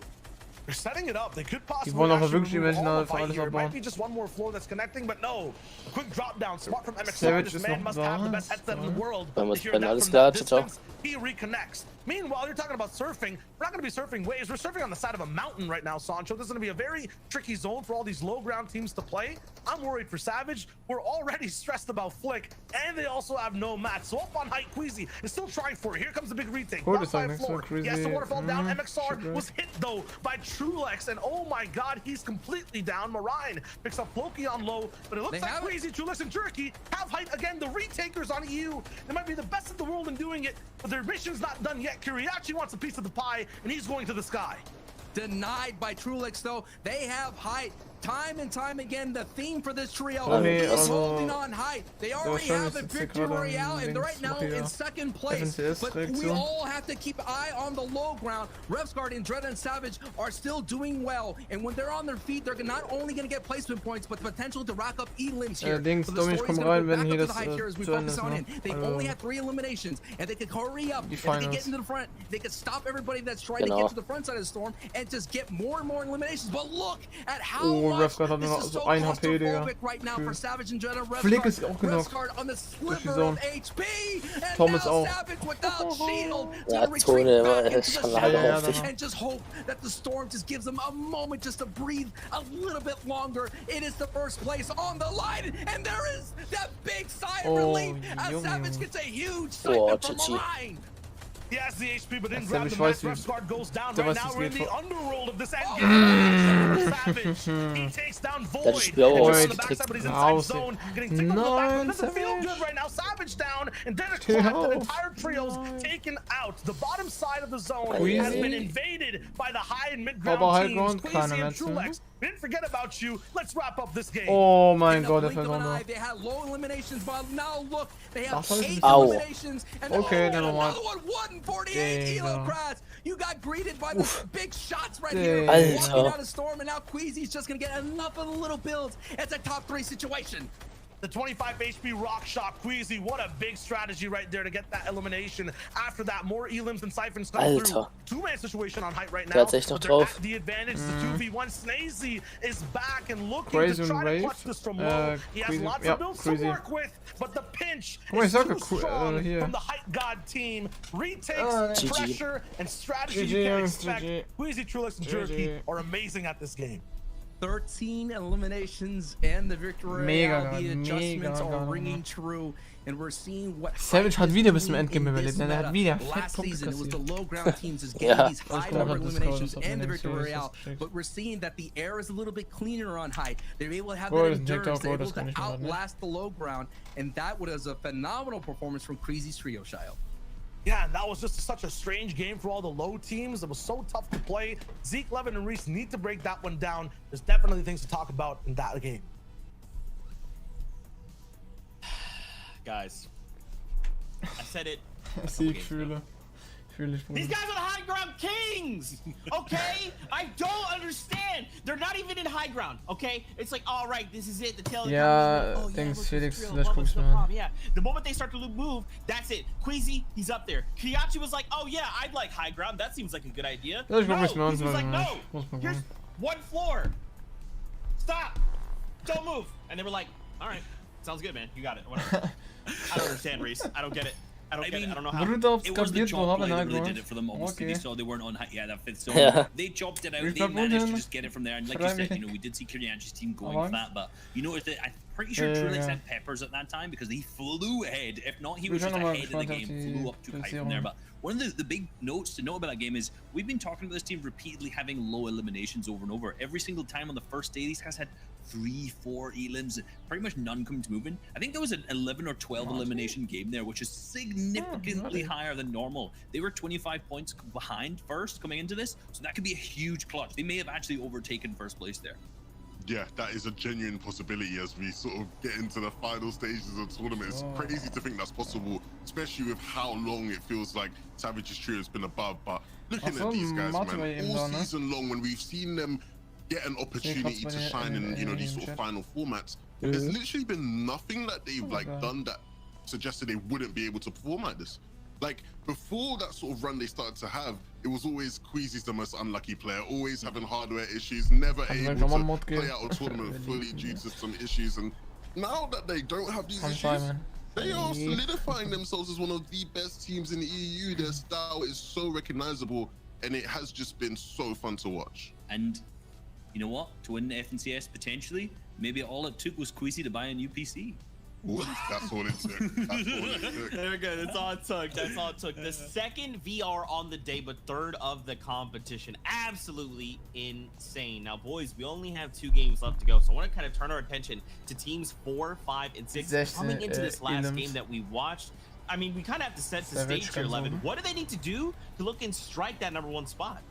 Well, I think the big thing for all of these teams is that they have been incredibly consistent to remain at this point, right? All of these teams seem to have been in this position for quite a while. If you look at Stormy Right Reaction 2, it's weird. I don't have much critique of them. I think they just really need to have that game where they do just get a victory royale, right? They are still lacking that victory royale to sort of solidify themselves, and so maybe that's what they need to push themselves into contention.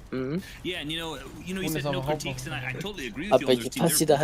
hat auch eine Harpune dabei. Those big games that they need. But again, Flick and Thomas kind of in a similar boat, but they've had maybe one good big pop-off game, which obviously we saw was the game where they didn't quite manage to pick up the victory round, game 1 today. So you know, they were down kind of that 5th to 6th range, and you know, for these guys, they obviously want first, but I think top 3 is really where they're looking at right now. Yeah, and Reason O'Reilly Vidal went down in 21st that game, right? So they need to get back to what they were doing just before, where they're getting these massive victory out games, because they have dropped down to 5th, but look at who's taken over 1st place. Just 5 points, guys, 5 points in it.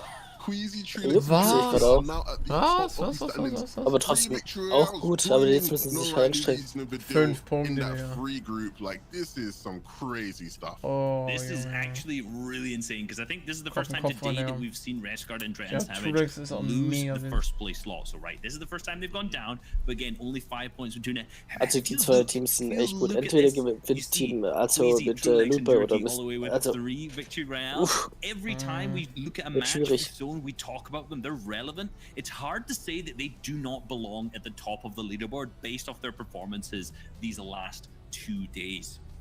100%. Now let's take a look at 11 to 20, because some of these teams will still need to have big games if they want to push themselves into that top 10. Look, if first place becomes out of grabs, you still want top 3, right? You want an auto-call spot for the next finals. Some of these teams may be able to do that. I feel like we have the same conversation about Joe, Stompy, and Shadow. They had that one victory yesterday, not been able to do much outside of that. I think a big disappointment here is Red Rush Experience and Mappy, who came into today and what, 5th place or something? Now they're 3rd place, and now they're sitting in 12th. Like, things are really falling off for them. They need to sort of pick things up. And Floki kind of intercepts us to me right? They're what, the second best team today. If you were just getting the standings from today, they've been like a top 3 team today. Ja, Digga, 5 Punkte Because of Unterschied. their Ne? failings from yesterday, it is still an uphill battle for them. Yeah, yesterday Auf jeden Fall, is a also day wenn that they probably won't want to talk about too much, to be honest. But you know, we have to when you look into the cumulative scores, and you know, them in 14th right now. Definitely, that's still a huge achievement. But these guys were looking for a top 3 finish. Let's be real. Same with some of these other teams on here. You know, Flawless, Kaiser, and Hellfire. If we're going to talk about a team that has potential to pop off, thinking back to their qualifier where they managed to drop 17 eliminations, had 2 other games in double digits, you've got to think that Flawless, Kaiser, Hellfire, if they get going, if they get situated on a low ground situation where Savage is not already there, these guys must be able to pop off a huge amount. And yes, they're currently in 20th, right? They're not in there, but again, every time you climb placements higher from here, more and more earnings over and over again. So it's definitely worth, and obviously the bragging rights. Came 15th sounds much cooler than 20th. Yeah, 100%. You always want the bragging rights, and the extra dosh does help a bit, doesn't it? So a little bit, not bad. Yeah. Oh man, boys, we only have 2 games left to go. It is a battle between first and second place. How is this all going to go? How is this going to unfold? Hang on to your seats, Fortnite fans. We're going into the next game on the day. Sancho is Shyway. Back over to you, friends. Nordamerika. Thank you so much, Zeke, Levin, and Reese. 2 teams at the top with 2 more games left to play. Sancho could not be more perfect. This game matters the most for everyone on the board, though. It's a 2-trio race, and it's going to come down to the final moments. 2 more games here for the FNCS EU region. Thousands of hundreds of thousands of dollars. Over $1 million prize pool is at stake. Now, Trulix, Queasy, and Jerky. The only thing that concerns me is this split that they have. We saw in the qualifier stage. Wir müssen jetzt nur noch einen Fehler machen, dann müssen sie jetzt auf ersten Platz. Waiting out, where they go to that character down there in Flush Factory. And look, bad sniper Marvin trying to be the kind of spoilers here for a moment, looking to all that they can to kind of return their fate and maybe net themselves a little bit more scratch. Trulix is hyper aware. They've been interrupted so many times in unique ways. They're done playing it, you know, risky whatsoever. They always leave one person behind. This time it'll be Trulix.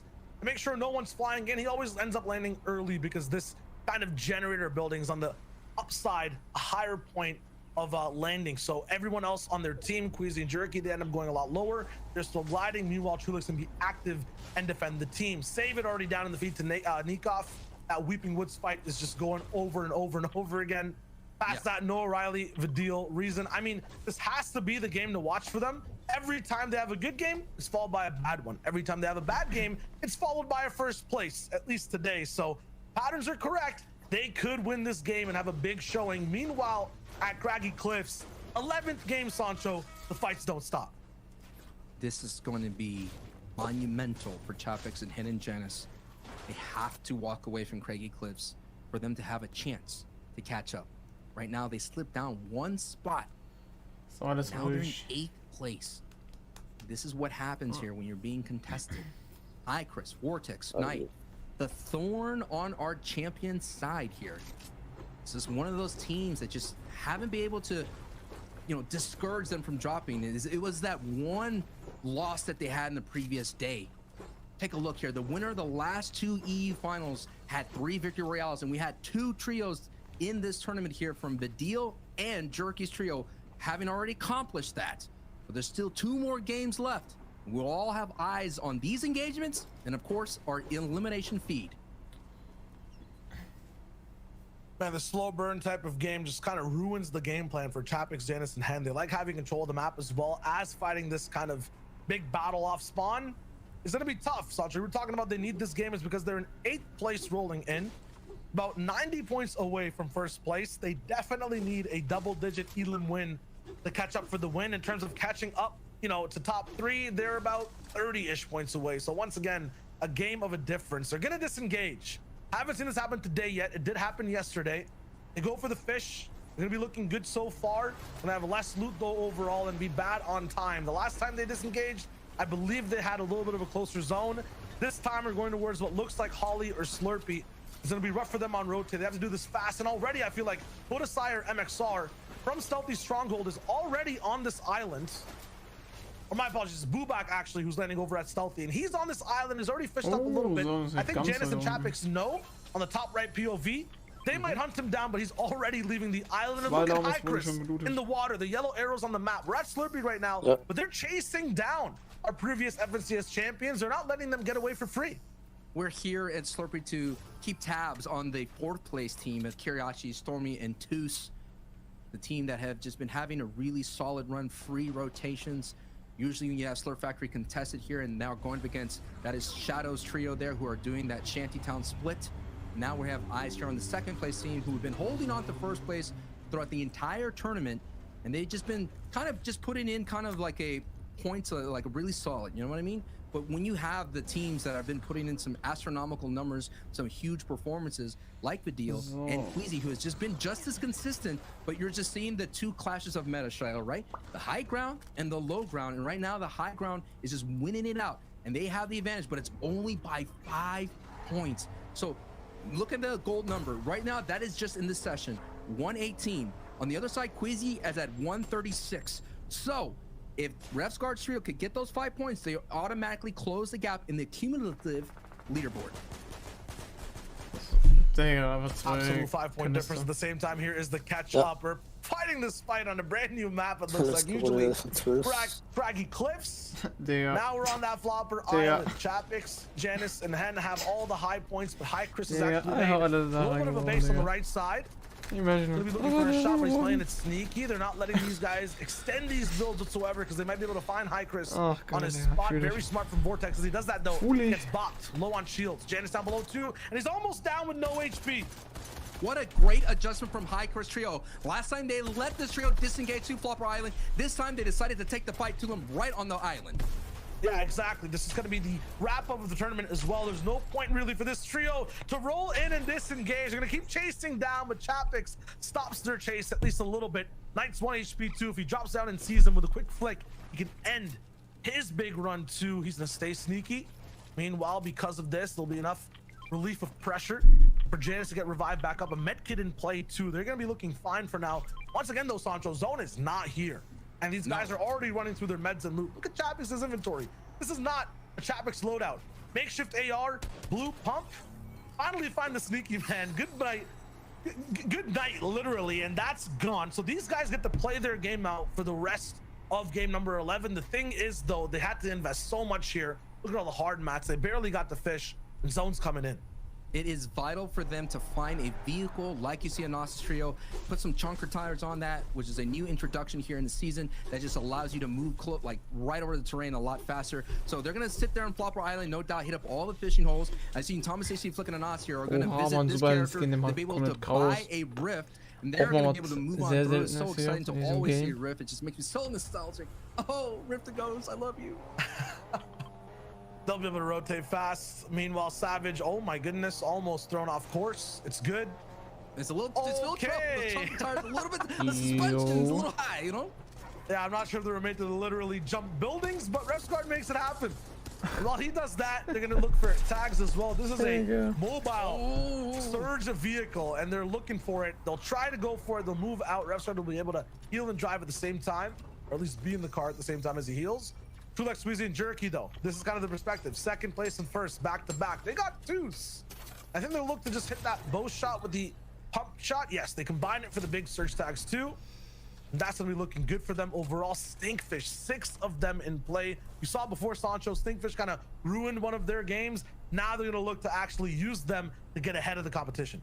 Sometimes the Slurp Factory team used to go out into these fishing spots. They become fishermen for a bit. That's a big part of Kirachi's game plan. They have about 3 slots that's all dedicated to heals with floppers and mobility. If they had a spicy fish, that's what they use to overtake height. So that's why you found, you know, 2's way out there by themselves. So that's a great adjustment by Queasy's trio deciding to push, which has been so far a chill ride for that team coming out of Slurp Factory. And for the top 10 right now, you're also looking to grab mountains or grab guardian posts. We saw a Nas at one of them. Refsguard's gonna be up towards the middle of the spire as well. 5 points, bro. 5 points. This is good. You know what I mean? That's what separates them from 1st place. And we already saw Queasy got another one, so it's actually 7 points, right? The elimination, 7. We have yet to get to that placement threshold in the top 25, so 7 points right now separating first and second. Meanwhile, everyone's trying to catch up. They're kind of in a little bubble of their own, about 50 points ahead of everyone else. Nas, Flick, and Thomas, even the team all the way up top with Alex Nazy, they need wins. They need wins right now to get all the way up top, but only one team can walk away with that victory royale. Only one team can really afford to push for double-digit elims and be safe at the same time. So, Nas, Flick, and Thomas will try to. Gonna keep rotating away. And I have to say, you know, Andalix, they're coming back slowly. They're in top 10. In the previous game, they moved up from 13th to 10th place. They have 190 points. They're slowly turning their fate. It's one of those teams, just like in the playoffs of any kind of sports. They're a veteran team. You don't want to see them. You know they're going to be a tough out if they're along their rotation. So no doubt, seeing an Andalix trio sitting in front of you, that's not good news for Anas, because that trio is going to continue on the rotations. As you see, Reason actually knocking Pizza in the feet. Pizza going down. Reason feels like these guys are already hot off their step, looking to have another great game. Zyku-san and Jules, I would say one of the most surprising performances of this FNCS. Rolling in, they look so good on height. They look so good in their heat as well. They just lack that experience of control, but so far today, 7th place. They're right behind Plikanos Thomas and ahead of Janice Chapix and Hen. They're next to legendary names rolling in on one of their first FNCSs, you know, looking really good too. They're just having a very stellar performance. Excited to see how they look in future seasons. The games aren't even done today. If they figure out how to make up for their lack of experience, take more risks, they can get even higher on the boards today. They didn't even make it into round 4 of any of the qualifiers, so they are progressing right. And you're right, in the career trajectory, if they decide to stay together as a trio, they could definitely keep having a better performance in the next finals. Astroki looks like he's back up with Pizza and Ardit, so the full elimination didn't really come through. Savage, although, has kind of invested a lot into this game. Must be medkits or something that are already down, maybe big pots. Still has that stink bow, is gonna be moving over. Ooh. Wait for the threshold, wait for it, wait for it. I'm waiting. Boom, okay. 214. We learned the lessons, yep. Yes, yes. They're looking real good. 214 above, and they still have chances to do more damage. Who's right next to him? Yeah, but it's Fast Strokey. They don't like letting a trio getting away for free. Fast Strokey, a lot of the times, if they're down on Surge, they like having these box fights, but I don't feel like in the last 2 games they're going to be playing that super risky. Just showing you there, they take a lot of like moments here to fight this engagement. You have Wakey's trio out there, you have Vidil's trio just a little bit further, so this wedge is already being filled with big names of the EU region, and 7 points is all they need right now. So when that number gets to 222, they catch up to Queasy. Placement points haven't been doled out. 5 points we're going to be doled out in about 4 places, and the lobby focus is coming in. This is 2nd place here on the ropes. They might get KO'd, and that's Noah Riley applying pressure on the other side. That's Asterios applying pressure on the other side. Here comes the stink. The gas may be a little too dense for them. And Dreda now down without any shield on the sliver of life. Savage is on the same way, is able to get back to 100 HP, but Roughscar goes down. Too much pressure from all angles. As my boy Shio will say, left, right, up, down, doesn't matter where they look, they were just getting too much, and now it all falls on Dreda's shoulders. This will be by far one of the lowest finishes they had throughout the entire tournament, and this is 2nd place once again. 6 HP and a dream, and that dream is being turned into a scary nightmare. Can they get it? Whoa, hold on just for a brief moment. That's what FNCS comes all about, the brief moments. Be able to res your teammate Revsguard and Dreda. The classic duo now have to hold on tight. It's not a Savage clutch that they need, and now it's a duo clutch of Dreda and Revsguard. They'll try it. Red Rush Mappy Exterior still looking from the outside in. And Dreda, their 2nd place ship, caught in a Bermuda Triangle of pressure and stinks all around. Might be a shipwreck here in just a second. It's going to be so tough to get out of here, and they're not sure what's outside these walls. You hear the footsteps too. The shield for Revsguard, he went down to Stink, so it still stays up for him. They get to save a lot on resources. In terms of the meds they have, they can see, I feel like, Revsguard through these walls. No, they're metal walls, and it'll be tough. Here comes all the pressure. They have to move. Edit out right, but there's trios waiting outside too. 65 damage above, and they're still getting tagged. This is rough for Dreda and Revsguard for the moment. They're caught right back on Storm Line 2. 3rd zone moving in 45 seconds. This survival story has a timer. They not only have to escape this pressure, but then move in a time limit too. So this is going to be really strugglesome. 10 bills on Andretta too. This is just too rough. My oh my, the shoes on the other foot. We saw this engagement down in Lazy Lake. We saw Andretta, Preisgeld, and Savage get a big key refresher off of Mappy's trio, and Mappy is just disengaging right now, leaving this trio on the island all by themselves with no life raft to be able to survive, and Storm Surge is raining down terror. 55 below, not enough minis to hold on, but Red Rush, he sees that, he's trying to capitalize, but some tags on Red Rush here, Preisgeld and Andretta here. It's all but a matter of time for them to be eliminated here in one of the second games, and the Raptor says hello, but Asterios is the ultimate king. He takes them down, and now Red Rush, Asterios, and Mappy get revenge, and what an almost bad timing for Andretta, Preisgeld, and Savage to go down, because Queasy, Trulix, and Jerky are still on their feet, looking good, feeling good, breathing in that fresh air. Pressure, first place right now, watching in the feed, second go down. Preisgeld, Andretta, Savage are going to be one of the only top trios in the game right now not to be playing out this specific endgame. This is a chance for a lot of people to catch up, but at the same time a chance at the second last game of the EU finals for Queasy, Trulix, and Jerky to really solidify that first place spot. The only trio I think they have to be have to keep wary of is Vidil trio. Throughout the entire day, they've been playing height. They've already defended them once. They already got a huge bow shot to stop their push. So we have to keep an eye on what kind of position does Vidil trios have. But let's keep an eye on here on a third place team, Tayson. Third place looking to take over second, but it's a 50-point gap they have to make up. There's a woman. Looking in for a big fight too. It's a Tomzy. Bloomy already a little bit affected. I think Percival's down. They're not going to be trading lives either. It's just damage. They pick up another. Find Percival.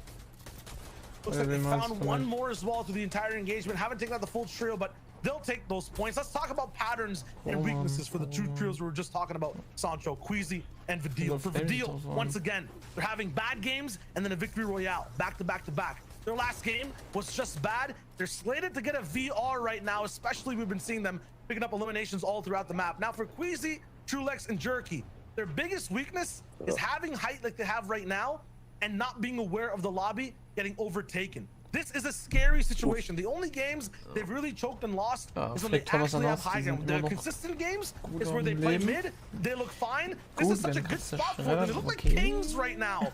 But that throne is definitely up for grabs. They have to be very, very vigilant. Think about Thomas H. and Ops as well. This is not a pattern we've seen for an entire season, but these last two games usually is where they operate. They love the pressure. They like being in sixth place all the way behind now. It's a big gap. They're about 80 points away or 60 points away from the first place, Queasy, Trulix, and Jerky. Weil die Action beginnt nämlich immer erst am Ende. Let me introduce some other foes of Queasy's way. You have Shadow's trio, who are known to be aggressive at height. You also have a trio in Hen right behind them, who in game 4 yesterday were able to flank them and sneak up here. So it all depends where the zone 5, half in and half out. You already see Noah Riley already invested here in about 0 seconds. Here we go. About a minute. We're gonna see zone 5 revealed, and let's see if Queasy or Noah Riley or Shadow gets that first moving. We'll talk about the zones in the map too as these guys drop down pressure. We'll see a bunch of eliminations come through. The more important thing is we haven't seen a Slurpee endgame zone just yet in these FNCS finals. We've seen Caddy multiple times, Lazy Lake multiple times. The Orchard, Spire in the middle as well has been big, and Vidil no really like to operate there. Everyone has experience on all sides of the map. Over here though, the bottom left side of the map, we have not seen any of these teams have their takes so far inside this lobby. This is going to be a brand new, fresh game. No Riley's looking for picks already. Oben ist die Hölle los und die chillen ja noch. Ja, die werden bestimmt auch auf dem richtigen Moment. This is a completely fresh experience. What a solid position right here. Look how much lobby is just coming their way from Noah Riley, Vidil, and Reason. They haven't been able to get there. There's finally a good knock on Domentos right there, but those are the valuable elimination points they could to close the gap, because they have a lot of work to do considering that Queasy is still up. Here we go. Zone 5 is about to be revealed. This is going to be huge for the second to last game here of the EU finals. Let's see where it goes. Checking out all sides of the map. Looks like people are starting to rotate in as towards this top right of Slurpy Swamp. Noah Riley basically have the gatekeep position, at least from their trio. I see one on absolute height. It might be Trulex. No, it's Exterios, who's all the way on high ground with Mappy and Red Rush. Somehow they find a way to get all the way up top. The consistent trio coming in throughout the day have kind of, you know, had a leg backwards. They're in 4th place right now. They have the best chance to catch up completely, but they have to fight Queasy, they have to fight Vidil. 3 different teams looking to have high and take this game. My, we're used to seeing the low ground. As you see, Trulix, yes, the defense, they saw in the VOD how they got flanked on. They're trying to discourage that high ground retake. Because we all know it's basically so much free. That's to be an economy type of way to take that high ground from, because they don't have to use all that. That's what Chapitz is keeping an eye on before. But look, actually Flick is pushing on Noah Riley. They're trying to take this height away from them, and Noah Riley's doing all that he can to stop it. Every team from 3rd to 10th is trying to find a way to get back into this tournament, get back to the 1st place slot. Right now for Anas, it'll be going straight to Noah Riley's box. A big one comes in to trade. Thomas HD is keeping this team's dreams alive, but he's the only one left up with 19 HP. Landed a big pump, didn't get a full finish on the Elam either. This height take did not work out, and their chances for 1st place are definitely on the line. Thomas HD could definitely clutch that situation. He's done it in previous season. He's going to have one of the biggest clutches. But look, Height's in trouble. Trulix Jerky goes down, and Queasy has been put down to low ground. He is in shambles. Queasy doesn't want to be down here. The air is not just too dense for them. His lungs are used to clean air. Queasy now, he has to do all that he can to hold on. This is the 1st place team going down, and placement points are well out, getting doled. This might be the most important clutch of Queasy's career in general. The longer he stays alive, the more of a gap he makes between him and Savage, who went down so much earlier. It's all about placement points for that team right now, but for Exterios, Mappy, and Red Rush, it's all about the catch-up. If Queasy goes down as well, it basically becomes a foot race for every top 10 team to close that gap, but it's all down to him. 15 different teams alive right now. That placement will come in every single time one goes down. Queasy moving forward, only soft mats, 400 builds. He's looking to harpoon any type of materials, but every edit he opens is an invitation for more beams to come from any direction that he's looking at. A big shot right in front. He dodges it, goes towards low ground. He's still moving in. He is getting more placement. Thomas HD's down. He has a little bit, but he's taken out now. For every other team up right now, it's a chance for contention, a chance to catch up to the 1st and 2nd place team. This is that gap game, and every team's look to finish. Reason, Noah Riley, and Vidil are 2nd from height. We're taking a look at Kinzel, 16th place going to this match here. They have some chance to move up their leaderboard, but Tayson, FNSC, Nate, who have been passive at in-game, are now looking at height to see if they could take it. If Tayson, FNSC, Nate could take height, they could move from 3rd place and close the gap that the 1st and 2nd place team are. You talked about it, Shio. 50 points, but Vidil gets a knock on Joe. So Vidil and Noah Riley are making their move right now as Tayson's going to the front side of the storm here, just to make sure that they get as much placement as possible. We're getting closer and closer to the top 10 situation. Kinzel, Wake, and eye drop have the advantage here, but now we're taking a look at who has the advantage on the low ground. It's Andalex. We talk about the veteran trio. You do not want to see controlling the low ground, but now we focus here back to 3rd place. Shio, Ken Tayson right here, the ultimate solo star. Find the impact frags. I think he got that one. Maybe we'll see. But Tayson, yes, he does. And that was on the deal. Wraps up the deal. One of the other top teams in 5th place rolling in. Tayson is trying to bake that gap all the way from 3rd to 5th place and catch up to 1st. He's looking possibly for a height retake 2.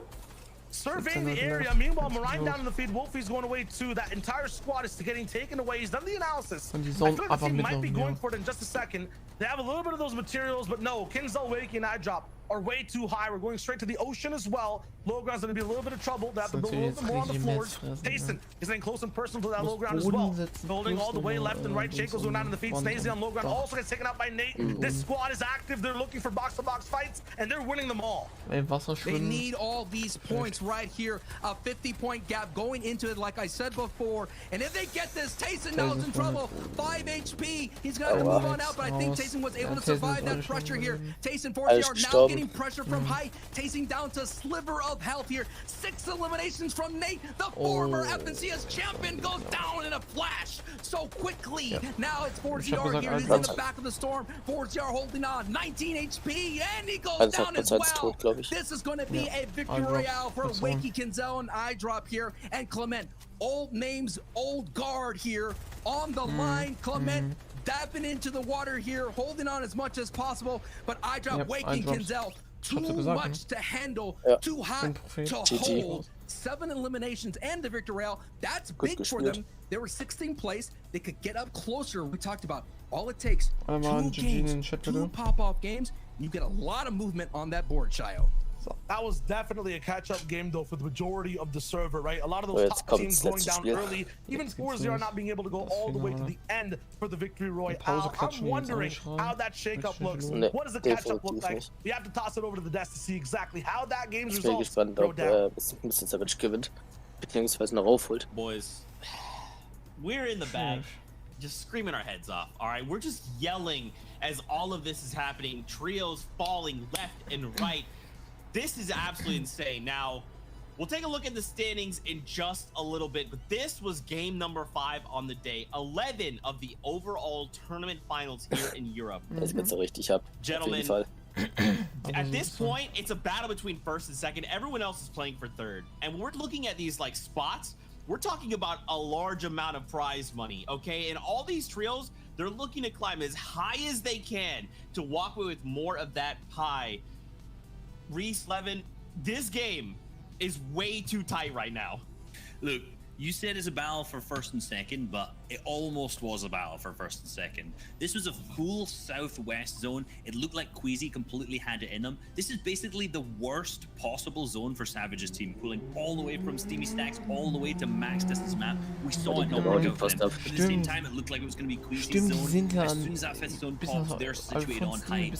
No way to build over. They can't do their signature height lane. It all falls apart on the rotate. So both of our top 2 teams eliminated early in this game, which means that we saw 4ZR. We were watching 4ZR tasting and Nate through that entire end game. I think that was a third for them there with, I think, 7 eliminations, which is a ton of points, which means it was a battle for top 2. But I think with that game, those guys are going to move all the way up. And now it seems to be a 3-way battle for first coming into the final match. Yeah. I wanted to come out and say, look, the top 2 teams made their lives a bit harder coming into that last game, but it's really unlucky, right? In the case of Savage's share, where you have the max distance zone. It's not even a max distance zone, the max distance zone for that team. And even in Queasy and Trulex's case, you know, they don't pull 50-50. That height different, it just wasn't gonna happen, right? They just weren't gonna get height there, and so you saw they were posturing for it, right? You know what they want to do, but they just couldn't execute it. And so going into this last game now, it's a 3-horse race. And what a race is it? What a race. Like, this is going to be crazy. Ultimately, one of these 3 teams is going to be in the sort of closing moments of that game. And that's probably going to be the team that takes it. And so what happens now if there's all 3 of those teams in that situation? Like, then things just get... We have a good game. We're getting all different levels of crazy right now in the final game. This is absolutely insane. We'll take a look at these standings in just a second. First, we got to talk about our top 3 going into that last game. This battle at the top. We got to highlight the 3 trios that are closest to the axe of champions. We literally just talked about these teams already. You know, we set this up saying let's go the top 3 teams coming in. I think they're still the top 3 teams in contention right now. 4ZR, Tayson, and Nate had a good first day, but not anything amazing. They were 4th coming out of that first day. Now they're in 3rd, so moved up a single point. Maybe even pushed their way up the leaderboards a little bit more. But Rescard, Savage, and Drea, after the first day, they were in 1st. It was all looking really, really good up until that, what was that, game number 10, where they started to get overtaken then. And then here we go, 11 games deep. They've kind of moved down a little bit. The gap seems to be changing a little bit more. This is one of the best 3-way races coming into the finals that we've seen in a long time. This is so tense. Yeah, and you know, you look at Queasy and Trulex, both incredibly experienced players. This is only his 2nd time playing in an FNCS finals. You know, is the pressure going to get to him coming into that final game? You know, he tweeted out just before the last game, we need to focus now. And so is this going to be the opportunity for them to close things out and win their first ever FNCS championships collectively? 20 Punkte. First team to break 300 points, 308 points, sitting on top of that standings. Queasy, Trulex, and Jerky, they need to hold on going into this last game. Preisgeld and Mr. Savage, even though they didn't get the game, they wanted to, they're still sitting there in second, and you know the gap is reachable between them and Queasy. And so now, even also jetzt müsste bei uns so richtig Scheiße bauen, damit die anderen noch aufholen können. Look, here's what I'm gonna lay out for you. The worst game that Queasy, Trulex, and Jerky have had so far has been 10 points. So let's assume that's the same again. That puts them on 3-18, which means that Preisgeld, Andrea, and Savage, Forza, Taste, and Nate will need to win the game, and Queasy, Trulex, and Jerky will need to have one of the worst or equally worst games they've had throughout today, when they are extremely consistent already, which is very, very unlikely in order for them to win. Watching Queasy, Trulex, and Jerky's early and mid game is going to be so critical, because if they go down early, it's an absolute open field for any other two. Potentially, I'm going to go out on a limb here. Reason Vidil, Noah Riley. If they win with a huge elimination game, which we've already seen them do, and the top 3 don't perform, which again is possible, they could potentially get in there too, but they could also get up into top 3. Yeah, I think that's the thing, right? We are all focusing on who's going to be the one to clinch first place coming into this last game. Of course, there are still stakes that need to be set in terms of looking at who can get top 3. You want to auto qualify, right? So all those teams that, you know, I feel bad for Sancho and Shire in a way, because they're going to have to keep a track of everything and let us know what's going on, because there is going to be so much riding on this final end game. Like, I just want to sit back now and just enjoy the action. Listen. I just checked, okay? Queasy has just tweeted, this decides it all. Good luck to all. Jerky, good luck, everyone. Good luck. They are aware. This is confidence coming into this game. Will they take it home? Will they be dethroned? We're about to find out, Fortnite fam. One final game in Europe. Sancho West, Shire Wager. Bring us home, boys. 3 teams, 1 dream, and the best reason to do it in, it's Europe. The last game, Sancho West, is on the line, and we're going straight in with Savage, Preisgeld, and Andrea. Second place, about 20, almost 30 points behind. Can they do it? Can they catch up to first place? Aber da ich Platz 2 für mich ist das ja nicht schwer, eigentlich auch nicht schlecht. 1 wäre top, aber ich denke mal 2 können sie sich auch. This is the final game of the FNCS EU region. Will we have a new FNCS champion, or will Hen, Genesis, and Chapix, I don't know, do the astronomical performance? All eyes are on our top 3. Queasy, Preisgeld, and Tayson all have a chance to win. And it all went down to the final moments last season. Will we get a repeat finish? Let's go. They have been the most consistent all throughout the day. You can see the stats on screen. The thing is, though, it's not about consistency anymore. They're on the catch-up. They're playing defense. A majority of this tournament, we're sitting very, very chill in that first place spot. Now at second, they need to actually be proactive this game. They can't just stay waiting on low ground. Maybe play for height. Depending on where the zone goes to, that'll be huge. You know what happens in the final games of the day on EU. We end up in the mountains, we end up in the sea. It gets crazy. Meanwhile, though, regardless of all of that, Trulex, Queasy, Jerky. Einfach Raptor einfach vorbeilaufen den. Reset it best just to show you how dominant these guys are. Their worst game, Sancho, they get 10 points. You have to count on this team to have a good game no matter what. Every team right now in the lobby is preying on their downfall. Their worst is a lot of trios best. They have a 24-point lead right now. If you want to keep tabs on it, you want to do the work with us, you want to do the math. Trulex's trio is at 155 for the session. That means for the day. You're looking at Indreda's still locked in at 118. Third place right now is 118 as well. So between first and second. Third place right now is at an 11-point difference between third and second. Good luck doing math. And in this final game, we pulled up an extra chair at the table. There are 3 teams neck and neck, close by, looking for that top tier first place spot. The champions of Europe, before ZR, Tayson, and Nate rolling in 273 points throughout both days. They're also very, very close, but have to do so much and hope that Queasy, Jerky, and Trulex trip over themselves trying to clinch this last game. Ich muss sagen, wenn du jetzt auf der Karte guckst, bei mir waren zwei in der Nähe, also zwischen Bonds MC und Holy Heat waren wir zwei nebeneinander in einer Runde und dann bin ich rüber nach Lazy in Richtung Kitty Corner und da in der Ecke habe ich nochmal zwei nebeneinander. Ich habe ja 4 Lamas in einer Runde gefunden, die standen so alle so nebeneinander. Very winnable situation considering zone 1 pulled their way. Last zone went all the way across the map. Yeah, I mean it's close to them, but neither team really pull the zone into their domain. Everyone's gonna have to move. Aber die Ansicht da gucken könnte. Especially 4ZR all the way at what he stands. Even Steamy einer fällt gerade der erste ist. They have to eventually end up leaving this BOI. They're on a timer. And they have to make sure their game is efficient. Der erste war. We cannot forget 4th place. The deal, Noah Riley and Reason making a return back into the top 3. Der ist der erste jetzt gerade aktuell. Ein Punktevorsprung von Digga. What a phenomenal performance from them, no matter what. It let them know that they could change their playstyle. Na komm. For some reason, von Mr. Savage, genau, mit 20 Punkten. They could be aggressive, they could be that buzzsaw. Haben die Vorsprung. What's been so impressive throughout the day is true like squeezing and jerky.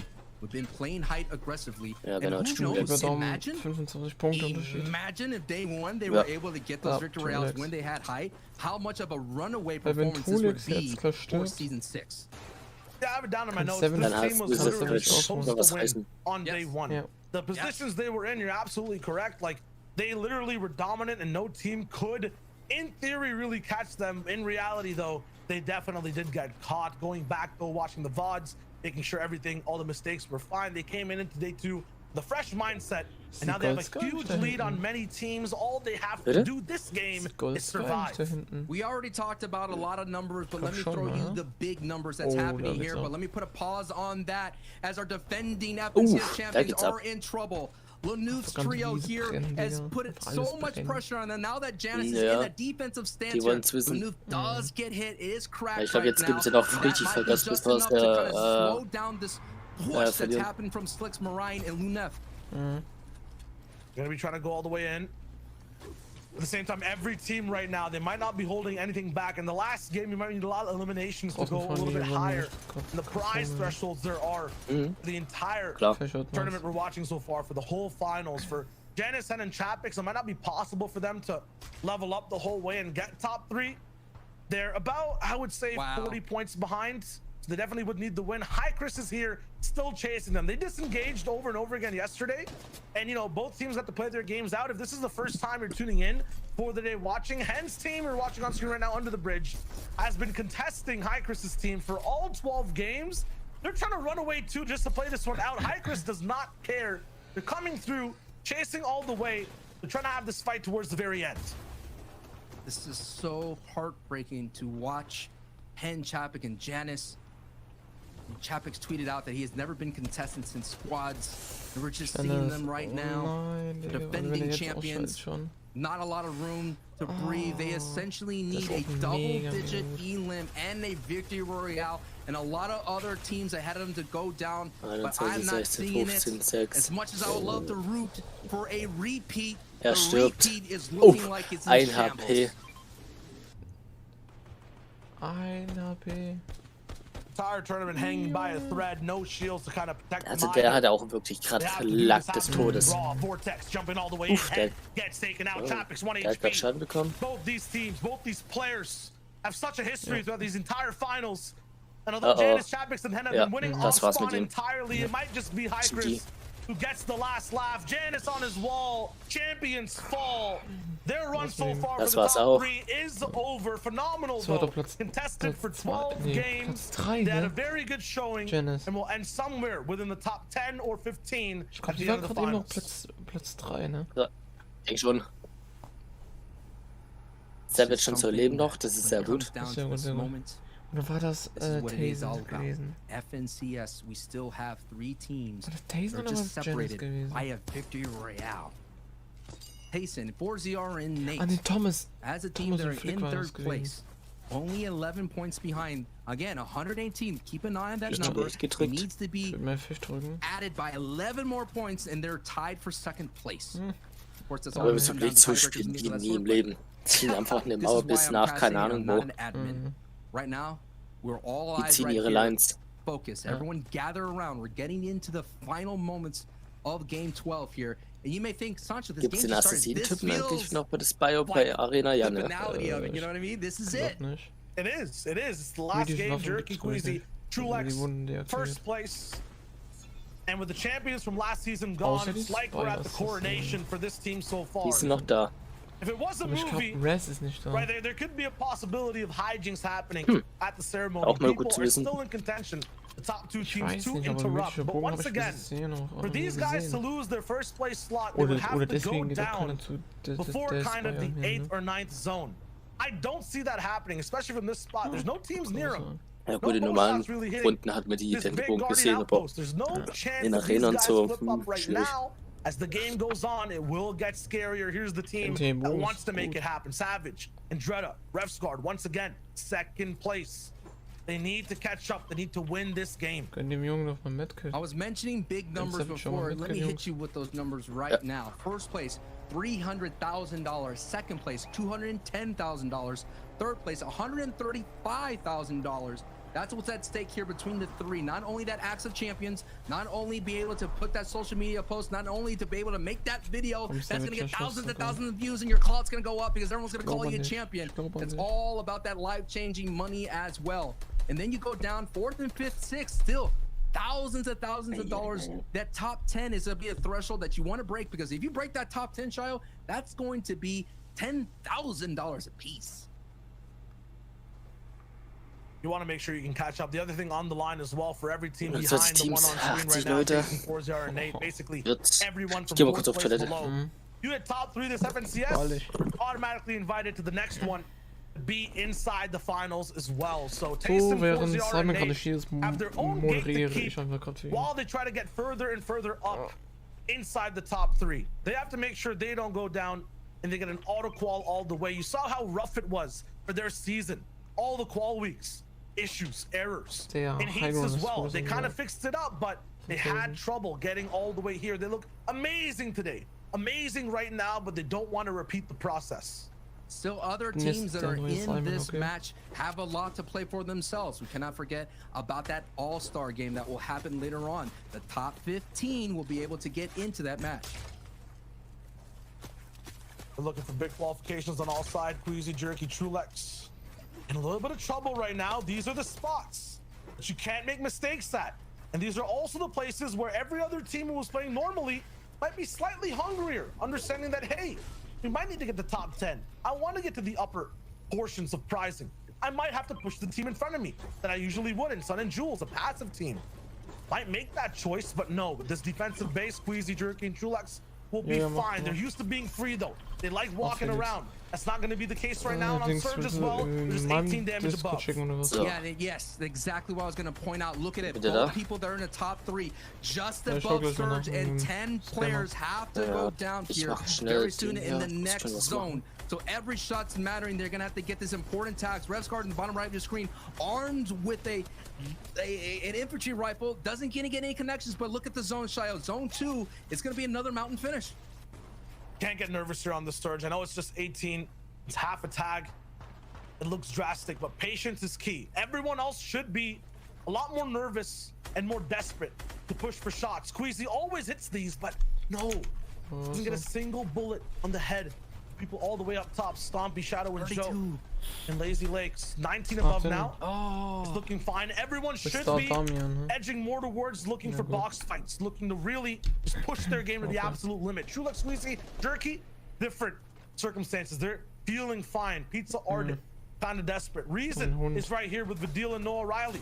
They're looking right beside Tayson to actually overtake them and get into the top 3. They're in 4th place currently. Tayson has to defend this right now inside the same POI. They're 192 damage below. They need to go for a fight. They're pushing for it. Ardent inside this building, but no, Tayson is moving with no protection all the way up the side of this ramp, and he gets beamed down, has to heal all the way up, and 21 damage above. The outreach was worth it, but they're still not off scot-free.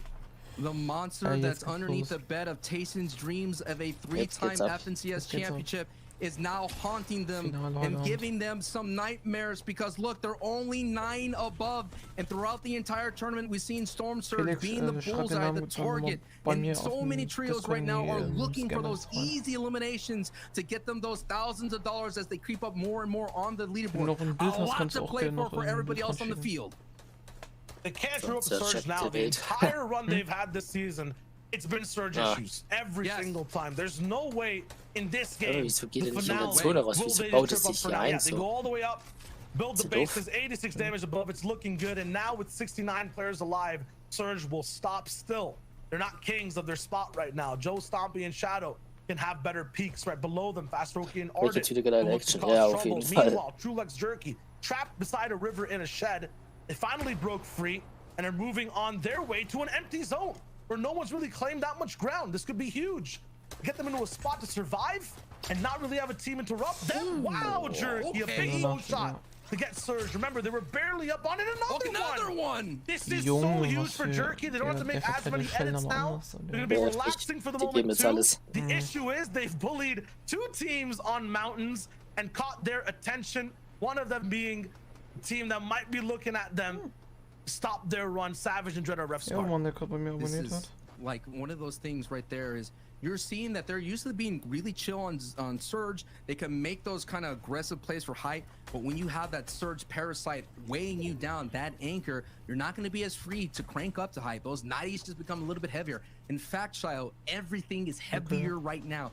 Every edit, I bet you their mouse or controller, whatever input they're playing on, just feels a little bit more heavier. It's like a 5-pound weight sitting on it. Definitely a lot of pressure. 840 Tayson, though, no strangers to it. We know how decorated Tayson is. We know the prowess of Nate and 40R too. Popping off. Whether it's duos for Nate, whether it's the trio prowess of 40R as well. Tayson's so good in every mode too. These guys can definitely do it, but once again, there's a team that the majority of players in this lobby are looking to take out. I know first and second are having their own battle, but for third, they are on the line. Fast Roki beats the Ardent above them, want to break in. Andalex in 8th place wants to roll through. Kiriachi, right below them in 5th. They're trying to get through too. They had a chance to meet up with Vidil, No O'Reilly, and Reason. They're right below them in 4th place. Meanwhile, in 2nd, Savage, Rustguard, and Dreda. Looking at the server, trying to pinpoint where that first place team is, or just trying to get tags.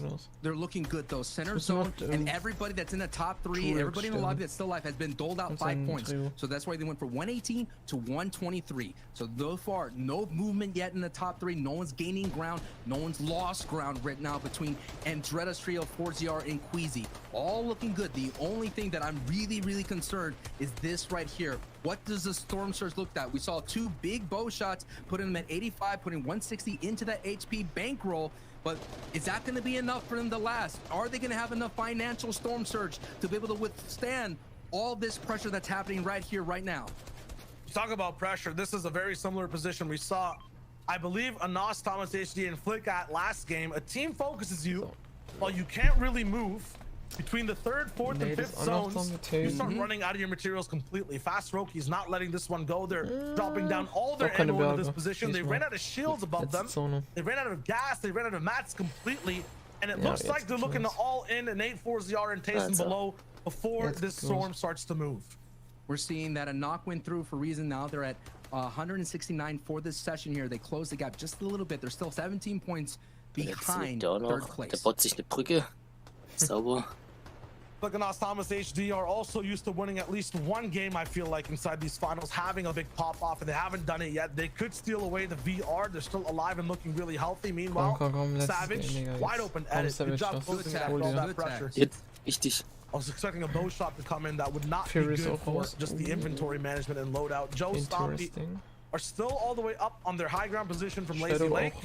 They're looking to dominate this game. They did one yesterday, but once again, they're looking for repeat performances, trying to get up in the rising thresholds. Oh no, 4 yard down. That's what I'm talking about. Fast Rookie did not want them to get away for free. Nate now stuck behind the wall. It's not his. He can't edit it. Pizza looking for the big shots, but he goes down. The Storm and a lot of shots inside the circle as well. Nate, as a result, getting the Elam or not, ball privy to them too. Tayson will have to leave him behind. And look who they're going to be running into. Reason Vidil, Noah Riley. He's caught their attention. The 4th place team right below them might be the ones to take him out, but he might be actually affecting them and moving by. I think yes. My! He picked up Vidil, got the Elam too. 4th place now in shambles. 3rd place just has one teammate left over. Tayson is not going to go out without a big bang.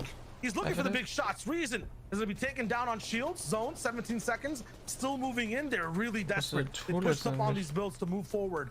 But this, they're still not in zone. This is trouble. Tayson, the 2-time FNCS champion, a trio champion, and a solo champion, is going to make his way to hold on as much as possible. And a lot of ground to cool. Move on through to make sure they can get closer to the top here. But we're seeing there still are 2 places here of Revsguard's trio and Queezy's trio are still in, and we saw Savage was able to get a couple eliminations. Reason and O'Reilly, who are sitting in 4th place, moving up the board slowly but surely here, now have to continue the rest of it, and Tayson is out, locked in 3rd place, but we already know there's going to be a lot of movement because there's a lot more game here in the final 12 games, Shio.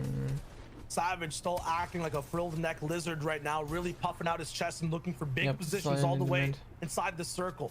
Every team right now is doing their best to be intimidating and make sure no other team steps to them or gets in their box. Meanwhile, Queezy, Trulex, Jerky, the 1st place trio is not on that wavelength. They're more so operating like a jack in the box. Low ground, being very low key. They don't want to make any over edits. They're hiding from the rest of the lobby. Meanwhile, when that game actually goes through, we get towards end game, you'll see them pop out. A big scary trio who loves to go for height. They'll still be on their game. There they are, side by side, 1st and 2nd place with a very different play style and with a full metal base, basically a submarine base. It looks like all the way on low ground. No one's going to be penetrating it whatsoever. No shots will really come through. They'll be fine all the way till end game.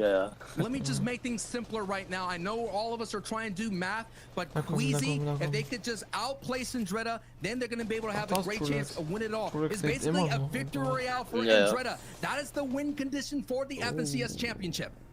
This is a 2 trios race. You're absolutely right. Whoever survives longer wins this FNCS. As long as they get to one of those end game circles. So we're on our marks. We're getting set and ready. In 3 seconds, we'll have the zone and we'll be ready to go. 2 Skiriachi, Stormy right. Noah Riley up top, you know. But Noah Riley, Reason and Vidil are on height. They're so good at just punishing every low ground team. This could be trouble for Savage and Queezy as well. None of them looking to take height really. They're looking to survive. Same place, same boxes. And they both don't really pull zone completely. It's a pseudo max rotate, and they might be right beside each other. Savage, the in-game leader for this situations right here. His prowess, his clutch factor is all on the line. He has to lead Revsguard and Andretta. Savage joining this duo to form this newly trio that's performing out of their minds right now. Only 13 above Storm Surge, so that's going to be dangerous for them. They're following the old tarp of Geiler Fallentum. Das ist ein geiler Fallentum gewesen für RDW. Side by side, it feels like, and right behind their tails, they actually end up on different layers. That could have been so dangerous that ahead of them. Breaking into another person's box, so they might go toe-to-toe with Andor. Aber auf jeden Fall sehr aufregend und spannend, die ganze Geschichte. Queezy is way ahead of zone. They're looking really good right now. Savage, meanwhile, is walking by, burning trees, the forest set ablaze, and working through builds that aren't even his own. This is not normal. He likes having his own lair. They found ultimate low ground, though. They're free, green pastures, and they're moving forward. Meanwhile, Queezy is slightly elevated up top. It's a battle of who can survive. They put out some fire, but the rest of the builds catch. Savage's feet are hot. He goes all the way back. It's time for a med kit. Meanwhile, Queezy going all the way a little bit for height, gets interrupted and dropped down below. Both teams trying to survive, both in so many different layers of pressure. Queezy trying to go back to his playbook to go for height, but was denied by Flickanos and Thomas HT. All eyes are on the right side of the screen. Let's see what happens right here. Savage is in trouble. Savage is down to 7 HP without any shield here. This is going to be a moment right now for the tournament run. It's on their lives right now. Can Queasy, Jerky, and Trulix just hold on? Well, look at the push that's happening on the bottom right. Savage, the trio picks up elimination, and they have so much space control right now. They're pushing through the builds. They're getting the E-limbs right now. But can Queasy, Trulix, and Jerky just hold on? That's all they have to do. Queasy, Trulix, Jerky moving slower and lower in boxes. Onto the Symptos. Perfekt, Fische. This will be dangerous to try to finish though. Every edit they look for could be on the front of a pump shock and going straight to the face. Queasy backs up. The full trio still alive, still healthy, and have a reasonable amount of materials. Savage though, hot the medkit, he's looking good all the way on the bottom right side of your screen. Anas, Thomas, Flick are still doing their thing on high ground. They're not over and ready to give things up completely this FNCS. And Dredda has gone down on the bottom right side of the feed. Second place might be getting left behind in the dust and fire as Queasy, Trulix, and Jerky are looking to control low. They're right on the same layer at the low ground. Just a small layer separating. Savage and Revsguard as a duo have to work together against Jerky and Trulix. A knock goes through on Queasy, getting Clement. That's going to be more points on the board right here. It's unbelievable. First and second here on the low ground. And Savage takes out Trulix. This may be the opening they need Trulix to be able to catch up right now. Queasy and Jerky are still on their feet. And Queasy's in trouble. Queasy's gonna be taken out, and now Savage and Revsguard with 6 eliminations. Problem ist, Thomas und Flick und Anas sitzen noch oben auf der Skyway. I don't see Trulix fully out just yet, so that first team might still be in the way. Towards the storm. It looks like I don't see Savage alive either. It could be a matter of just moments and mere points right there, but it seems as though Queasy, Trulix, and Jerky have done enough to wrap up the FNCS. It might be a matter of moments, but they should be your champions. Meanwhile, Thomas, Anas, and Flick, they'll roll into the end game. You can never count them out when you talk about EU. Slated to win everything, they'll be on defense with Hottie, but Anas goes down, almost close to Thomas HD. Both teammates down. It's up to Thomas to clutch things out in the final game. 2 final teams left, but it's looking like almost, yes, a 1v3. The impossible task is in front of Thomas HD. This is going to require everything he's done so far, all the experience. 130 drop down, block the shot, another flick on the right, but it's not going to be enough. Thomas gets taken down, and Uninjured are the ones to win the final game. But that 2-legged race, the 2-man 3v3 that happened in the end game, looks like Trulix came out on top. Wow, what a great finish for our 12th game. Congratulations to Endon for getting that victory out with that trio there. You definitely build on that performance. But hey, the soda's going to be popping right here, right now for Queasy, Trulix, and Jerky. Congratulations, you are this season's FNCS champion. Absolutely, what a phenomenal run on both days. The first day looking like they should have won the way they were playing. They couldn't confirm anything. They had their card in the register, just couldn't pay the cash. This time though, they're getting paid in hundreds and thousands of dollars, winning out the day 3 VRs. Second game surviving all the way through 333 points. I guess lucky number 3 is the way for this trio season for this squad, Sancho. That was really cool. This is a newly formed trio. You know, they kind of had middle of the pack performances in previous seasons, and for them to put it all together when it matters the most in day 2, making those adjustments. You said it right there. $300,000 being awarded, $100,000 life-changing money and respect from the FNCS community. Yeah, absolutely. That's it though from Shia Wager and Sancho West on the casting desk. 2 days of game, Sancho, the craziest zones we've seen in EU. Schade, dass ich die Spitzhacke nicht genommen habe. Not at all. It's been a pleasure. Thank you so much for having me, and thank you to production. Let's go ahead and kick it to the boys out now. Mit jedem Cup, wie settet sich das? Shy Wager, Sancho West, thank you guys. Absolutely incredible job. Boys, all of the threes are right. I was actually trying to run it. There was 5 threes. They have 53 eliminations. They're a trio, which is 3. There's 3 open qualifier rounds. There's 3 reboot rounds. There's 3 active champions. Wait a minute, it's all lining up. Queasy, Trulix, Jerky, they won. They won it all. And all I could think about the whole time was, what if Savage clutches it up? What if Sancho West's prediction came true? But it didn't matter. Because Queasy, Trulix, Jerky, they said, no, Zeke, I'm sorry. I love you and Sancho West so much, but we would like the Axe of Champions this season, and they walked away with it. Oh my gosh, boys, what an incredible day. There has been absolutely no doubt in my mind that this team has been one of the best and the best on the day. Anytime you watch an endgame, Queasy, Juriki, Trulex have been there. You see them on height, you see them not on height, nearing height, whatever their strategy has been, these guys have always been in the play. When we're looking at the matches, I am in no way surprised to see these guys up in first. 3 victory royales total, and like this is just about time for Queasy's team. Yeah, I'm so incredibly proud of them. You know, you look at the journey all 3 of these players has been on. Queasy and Trulex as a duo, you know, they've lasted a test of time in EU. We've known them to be a top team within the region consistently season after season, but they just couldn't push it over the line. They couldn't join that list of the elite within the region, and they finally have done that today. Juriki as well, the pride of Croatia, has come through, and he's really been the spark for this trio. He's been the kickstarter that's helped them push them over the line, and the FNCS Championship to round things up. Look at how consistent they've been over the course of the season. Across all qualifiers they've played, across the semi-finals and these finals, an average placement of 7.5. No one even comes close to that in EU. These guys have just been so consistent to a different level. Just remember, I want to harp on about that a little bit, because qualifiers, semifinals, and now on the finals, their average placement was 7.5. That is incredibly consistent. That is the most consistent team today in the finals for the placement, but incredible how that manages to span across so many different tournaments, so many different stages of all of these different kind of moments. Incredible consistency from these guys, and these guys have been absolutely on fire. Note at the bottom, lowest points game, 10. Their lowest point game, I said this earlier, was 10.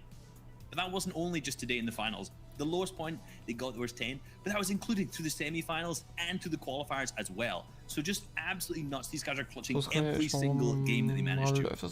And it's so, you know, you love to see the stories that you get out of it. And Fortnite is a game we all enjoy to play. It provides for such levels of hype and entertainment.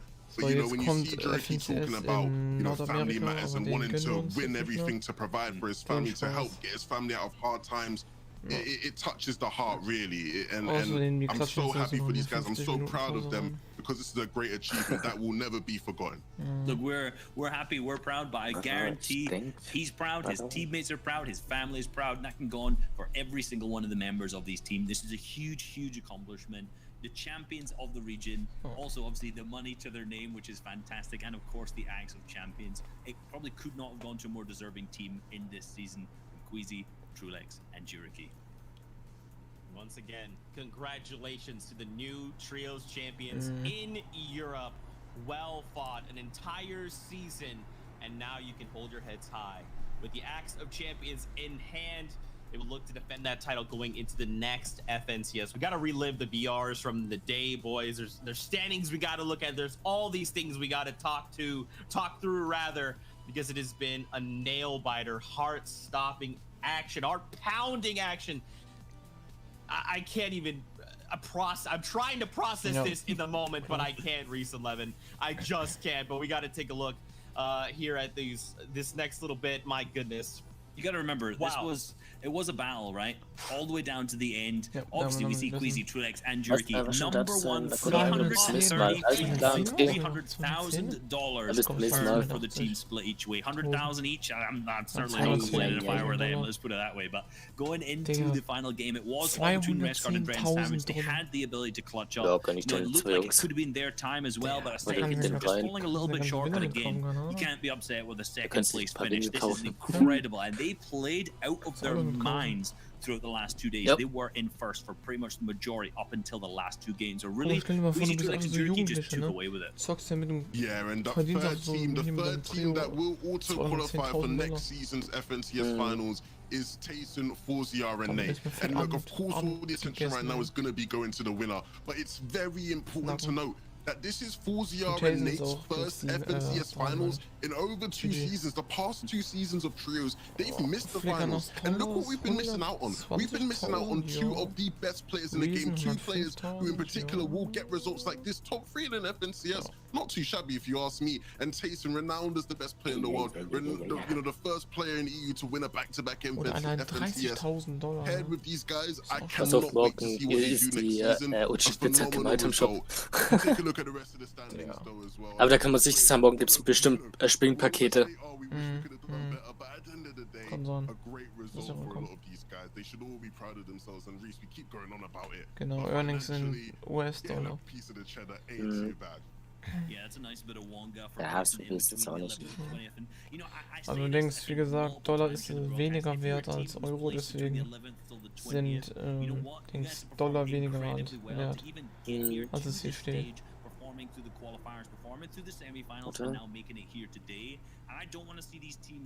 Ich bin gerade 82 Cent im Dollar. Aktuell. Kann man sich ausrechnen. Ja.